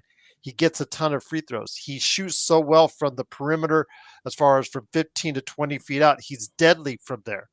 And the fact that he can still hit anything from 3, he's been starting to give you some of that as well. He's an explosive scorer like very few others in the league. I will never dissuade anybody from that. But again, defensively, he's right now, would you say, Sean, because you're Canadian like you, above average defender right there? I don't know. I would say how would so. You rate him? Yeah, Gerald, I'd put him in the middle. He is on that OKC team, so I don't know how you would rate him. I would say, he's in the middle. I would say he's almost above average. He's decent. That's the word I'd use. Decent. Yeah. All right. Again, it is, of course, the Lakers fast break, 131 to 19. The Lakers head into the All-Star break with a very good 32 and 20. I will say this, though, Gerald. Somebody said, so that means awards don't matter? Well, they do. It's just there are circumstances around a lot. Gerald, do you remember when Marcus Camby won the Defensive Player of the Year award? I do. Mm-hmm. That team was considered a lottery team. They weren't really highly touted, even though they did make a couple big trades. And Camby turned that defense around because they had sieves for guards. They really did. And so it makes a big difference. I mean, as Gerald and Joe have stated on this show, Wemby's going to win Defensive Player of the Year this year. And that's not really a reflection on the Spurs. That's a reflection on how he impacts the game. Well, I'll tell you what, it's been a great time. We killed John's computer. We killed many people off of certain channels. You got a YouTube 101, I guess, a tutorial while we were on the air. But it's always great to have you here. Again, we had over 100 people at one time here on the show again. Truly appreciate you joining us. Lakers head into the All-Star break with 32-20 record, winning, they lost tonight, 131 to 19. Joe, one last one from 805. No, it's not alligator or tiger which one would you be killed by again? It's Kobe or Magic. Who was better? Good one, 805. The better player. The better player. Mhm. Oh man, Kobe. You feel bad. Okay, if you Kobe. choose one, you feel Kobe, bad but- for choosing it over. Kobe, but in terms of the greatest Laker, It's Magic. it's Magic. Magic I would- epitomized everything about what the NBA ended up blowing up, which is Showtime, Flash, Smile, everything. So you're saying Kobe is the better Laker, but Magic is excuse me, Kobe is a better player, but Magic is a better Laker. Yes, yes. It's a very difficult question. It's a question I've had to answer 100 times. I say it's like picking between my kids. I just say it's a tie, really, honestly. That's a good point. I say it's a tie. I can't pick over Magic. As much as Kobe is great, and I think more people probably identified with Kobe more than they identify with Magic in a lot of ways. Magic's the greatest team leader in sports history. Yeah. So by automatic qualification, that makes him the greatest Lakers leader. You know who Magic is, Gerald? Magic is Barry Sanders. He's a guy that was so unique and also so damn good. We've never really seen anything like Magic Johnson. LeBron has the tendencies of a Magic Johnson, but LeBron in a lot of ways is his own kind of player too. He's not really a Magic. He's not Jordan. He's not anybody. He's LeBron James. He's a unique player that you'll never see a guy that's that big that can handle the ball and move like he does. He's Karl Malone with speed and ball handling skills. It's crazy. I'll tell you what, though, I'm very appreciative of everyone out there taking the time to go ahead and stop by. Actually, you also answer that question in the chat. JY said Magic played in 9 finals and won 5 in 12 years. It's Magic Guys panel. And That's you're not wrong either which way. How about that? You're not wrong either which way, Sean. Mm-hmm. Yeah. No, yeah, never going to be wrong, ever. 83, 84, 85, 86. Ralph Sampson hits a shot. What are you going to do? 87, 88, 89. 6 out of 7 years you were in the NBA Finals. 6 out of 7 years in the most competitive decade. You went there 6 out of 7 years. And the JSJ, 1 year you did. Oh, go ahead. And the 1 year you Sean, didn't. Yeah, Ralph Sampson hit the luckiest shot of his career, Gerald. That's true. So I'll top this one on for you, JSJ, before we head in out for JSJ. Will Luka be the greatest international Laker of all time? Ahead of Powell. Yep. Mm-hmm. Mm-hmm. More than Divac, more than Powell, anyone. More than Vitaly Polypenko. More than Slava, especially. Medvedenko. Slava's going to be a tough one to beat, but I think he'll beat Nacho Slava as well. Vladimir Radmanovich. Vladimir Space Cadet. That's funny. Radmanovich. Svi Mihailik. Space Cadet. Did you call me a space He didn't get to cadet? play today. I was very disappointed we didn't get to see Svi playing for Utah today. Oh I my know. God, Svi! You want to talk about a guy that couldn't hit a freaking? He's shooting above 40% from the three. He couldn't hit a beach ball in the ocean when he Jeez, wrote he was horrible. Him and Ryan Kelly, Jesus Christ! Svi's playing well now. Joe, did you know Ryan Kelly is Bill Cowher's son-in-law? Mm-hmm. That's why I don't dog on him too much. Yeah. Sun Yui. How about Sun Yui? Is he going to be better than Sun Yui? Oh my God! Sun Yui, yeah. Chinese Magic Johnson. Yeah. He actually, honestly, guys, he was JHS of that time. I mean, he was dog shit the second he came. Well, yeah, except he wasn't hurt. He was available. It just wasn't good. Oh, he was like, who the hell tagged him? Chinese Magic Johnson. Jeez, what an insult. I would have been the most insulted player in the NBA if someone said, hey, this guy is like you. I'm like, oh, really? Cool. And then you go watch him, and like, what? That's good too. On that, Mark Gasol. yeah. That's another one. Jeremy Lin. There you go. Jeremy Lin. Jeez. So before we head on out, Joe, are you and Sean hosting any All-Star festivities on Friday or Saturday night? Unfortunately, I started thinking about that. I'm going to be on the road this weekend, guys. That's why I'm not going to be able to. I might be able to chime in, but I'm not going to be able to run anything. I'm kind of allergic. My doctor says I'm allergic to the All-Star festivities because that's about as unfun for me as you can get. So I'm going to be out. I've been honest with you guys. I just wouldn't. I'd be miserable throughout. I would not be good company on playback. I'll just leave it at that. Magic Man, I don't know if you watch it. If you do you want me to host a playback? I mean, I'll ask John as well. I'll ask the guys in the. It's okay if you don't want to do it, Gerald. We can. Well, I could turn it on for you guys. I will say this though. I will enjoy Ernie poking Charles about Luka being on the Lakers. I guess we have a victim. Xbox says he's going to do it, Sean. Oh, okay. All right. Sounds good then. Misery loves company, Mark. Oh, so, international. We'll have Sean and Xbox. There you go. The Canadian and the Aussie. It's the Commonwealth duo. Okay. And that way we don't have to do an extra show on it. Sweet. You guys will be doing the playback. All right. So Joe will actually finally get some days off. Oh, whoa. Incredible. Yes, because we've gone.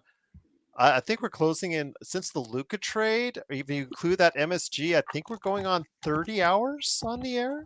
I think I might be wrong on that, but it seems like it, anyways. Well, yeah, JY, I've got stuff I got to take care of on pop culture. Captain America, Severance, who's killing it, by the way. Severance, Cobra Kai is ending. Netflix, I'm just going to say you're stupid, but what can you do? Those kids they couldn't handle Ralph Macchio's acting anymore, Gerald. Well, he's going to do a movie, Joe. How are they going to work? Okay, so they finish off Cobra for what? Kai. Do you don't know that they're doing a Karate Kid movie in the summer with Jackie Chan and his character from the past? So Karate is Japanese. You end Cobra Kai. Jackie Chan is Chinese. He's bringing back his character from that reboot that they had. That's like me teaching people how to do cricket. Sorry. That's terrible. How do they justify that? They talk about all this. What do they call it when they have a hairstyle that's from some other culture? Cultural appropriation. This is the biggest insult to that. You have Jackie Chan in a movie called The Karate Kid. What the fuck? Well, never mind. But they are doing it. They are doing a movie together. Karate is Chinese. No, karate is Japanese. It is not. Karate is Chinese.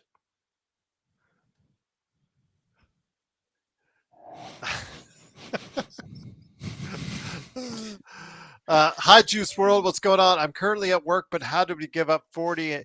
Yeah, again, Juice, just absolutely. They were already spent. They already had their minds on All-Star Weekend. Absolutely just chalked up as loss. Joe will tell you they always throw one in Utah. Statistics bear it out. They always threw one, and it was tonight. It's absolutely just terrible in all facets of the game. I think you just throw this one out and see what you got coming on the other side, and everybody gets back. By the way, Gerald, before we go, as somebody who lives beside the great state of Utah, what do you think of their potential new names for their hockey team? Do you like the Mammoth? I guess it's the best of a bad I like it. situation. Yeah, Yeah. I like it. it's all right. I can deal with it. Yeah, people were going here when they said, what are you guys talking about? Golden Knights? What the hell name is Golden Knights? That's what they were saying. It worked. Yeah. Well, here's a funny If they win a story. championship, if they win a Stanley Cup, Magic Man, in Utah, they'll just say you could call them whatever the hell you want. Here's a funny story. When they were constructing the new hockey arena in Seattle, Gerald, the day after it was announced that the team was coming, on the door of the arena, somebody just wrote "Release the Kraken," and that's how they got their name. So with that, we'll be doing a Thursday show, but Friday or Saturday, I'm going to see how these guys are going to lay it out as far as All-Star Weekend. You might have a Sean Magic Man Grice and Xbox Mark filled weekend. Maybe Danny and maybe Zach will join. Maybe John Costa will join. We'll see how it goes, but there'll be some type of representation for All-Star Weekend from us right here at the Lakers Fast Break. You'll have a show from us tomorrow. And then, of course, you'll have a show from us on the other side as far as it's concerned. But yes, guess we're giving you all-star coverage. So you guys ask, you guys receive. We'll go ahead and bring it to you. 8:05, I thought we were done. Oh, but thank you. Appreciate the super chat. $4.99 from 8:05 says Magic Man Karate is generally considered a Japanese martial art, though it was influenced by Chinese martial arts. It was actually invented in the Kingdom of China. Okay. Invented in the Sean Grice says invented in the Chinese kingdom. Okay. I'll let you scholars, you karate scholars, argue over that, debate that throughout the halls of Lakers Fast Break University. Gotta do a Lakers History 101 sometime soon. And also another Do You Know Your Lakers Trivia. I love those shows, but maybe I'll have to make them members only, because they just don't do numbers compared to what we're doing now. But I'd still like to do them. I'd still like to bring them on because I think they're just fun shows. There's stuff that you guys like to talk about, but they just don't do the numbers as our regular shows do. So maybe I'll just make them members only specials. We'll see. We'll talk about that over the break. But again, it is the Lakers losing 131 and 119. They actually have a 32-20 record. They are in 5th place in the Western Conference. Same losses as Houston, but they don't have as many wins because of what happened with the Fires. So they had 2 games that were pushed back, which they'll be taking care of one of right outside the break. 8:05 says Japanese language was invented in China too. All right. It's wonderful. Yes. That's wonderful. I knew this was going to happen. It happens to everything. They learned philosophy in Greece. I come from the great Gracie martial arts in Korea. So fuck China, fuck Japan, fuck the other martial arts. Can we piss off anybody else tonight? You know that Brazilian Jiu-Jitsu is from Argentina, right? I would like to go. I would like to go visit Japan one of these days, and I don't want to get stopped in customs because your channel said some offensive. Oh no! How I would love to go to Japan, Joe. Let's get some tequila. We'll go up to the mountains, hang up with those spider monkeys in the hot springs, and get drunk. I heard mixed reviews on Cap before. Some people actually really like Japan, Joe. They're really cool. Some don't like it. Some like it. If you're into action, they said the action is the best part of it. So there you go. Second half is better than first. And if you're a fan of the original Incredible Hulk movie with Edward Norton, ties up a lot of things from there. That's what I'm hearing from several reviews I covered today. So we'll see. But I'm going to go catch it. And I hope you guys will too. I know Anthony Mackie is not everyone's cup of tea as Captain America, but I'm going to give it a chance. I'm going to give it a shot. I'm rooting for the guy. He is one of the hardest working guys in Hollywood. He does everything. He is in a lot of stuff, small stuff, larger stuff, TV, streaming. He is just out there trying to go ahead and just do get a whole bunch of jobs out there. He's working hard. He's working really hard, and I'm wishing him nothing but the greatest of success. So, and I know the Russo brothers who are doing the Avengers movies are putting him at the forefront of those movies. So we will see what happens. I do hope we get an evil Chris Evans, as been rumored. I really do. Evil with evil Captain America. So Better brother duo, Gerald Russo or the Wachowski brothers? you got to say the Wachowskis as far as on a critical level, but I mean on a commercial level. Need I say more on the Russo brothers? I'll just leave it at that. But yeah, but the Wachowski brothers only had one movie, really. Well, it's a trilogy, Matrix. but yeah. Let's just say one movie. Can we just say one movie? It One went off the franchise. rails. One franchise. Can we just say one movie? Sean, can we just say one movie? Can we just please say one movie? You're the expert, Gerald. We'll just say Yeah. one movie. I cannot stand I'll two defer to and you. three. 2 and 3, I can sit through. There, I already have a commercial that I run for audio listeners on how bad the latest reboot was. Yeah, and I'll just leave it at that. I thought the car chase is pretty cool in the second one. That was I'll give you that. I think that was decent. taped. Yeah, I think that was taped in Sydney, if I think, or Australia. So It's really was it cool. I Melbourne? didn't know that. Yeah. Why is Robert Downey Dr. Doom? I can tell you, Johnny, it's simply because of money and trying to get back this underwritership, because the Kang, as you saw from Ant-Man and the Wasp: Quantumania, that Kang storyline is just nobody cared. Nobody cared. Nobody enjoyed it. Doesn't matter if you, Jonathan Majors, his legal troubles aside, and he is actually a great actor. Just nobody liked the Kang stuff that was going on, so they've had to detour. And they brought back the Russos.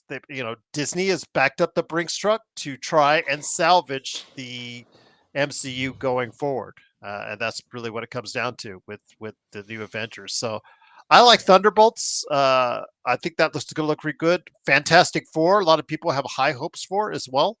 So we'll see. Hopefully, it'll be a good summer for Marvel, and I'll start this weekend with Captain America. We'll go ahead and see if we can catch that and share some thoughts. So, yeah. All right, guys, 3 hours. I think that's going to do it for us. So for Joe Soro, Magic Man Sean Grice, who, again, we're talking about Captain America at 2:30 in the morning. He needs to get some sleep. And also as well, of course, John Costa, shout out to him and his dead laptop. We killed this. I think John does not. John, you have to plug in your laptop when you do these shows with us. It does not work out. It just doesn't work out. Exactly. You have to plug them into it. You have to keep them plugged in. Sean has suffered that same fate, but he learned. You gotta plug them in to keep it charged. That's what we do here. So yeah, exactly. Let me go ahead. What'd you say, Sean? Plug it in. Plug it in. Mm-hmm. And of course, Xbox goes right to the ladies. There you go. All right. All right. Hello. Yes. We're heading into the All-Star break. We're heading into the All-Star break. Lakers losing 131-19. We'll be back tomorrow for a show, and then I'll see how these guys want to play out the All-Star break. I'll see how they lay it out. I'll probably have more word on that tomorrow, but thank you so much for joining us. We've had probably 1,000 people watch tonight, and it's always greatly appreciated. If you have a Lakers fan in your life, tell them to get on over away from that other bland stuff that they're watching. They want real personality. There's no better place to go than right here, than the Lakers Fast Break Podcast.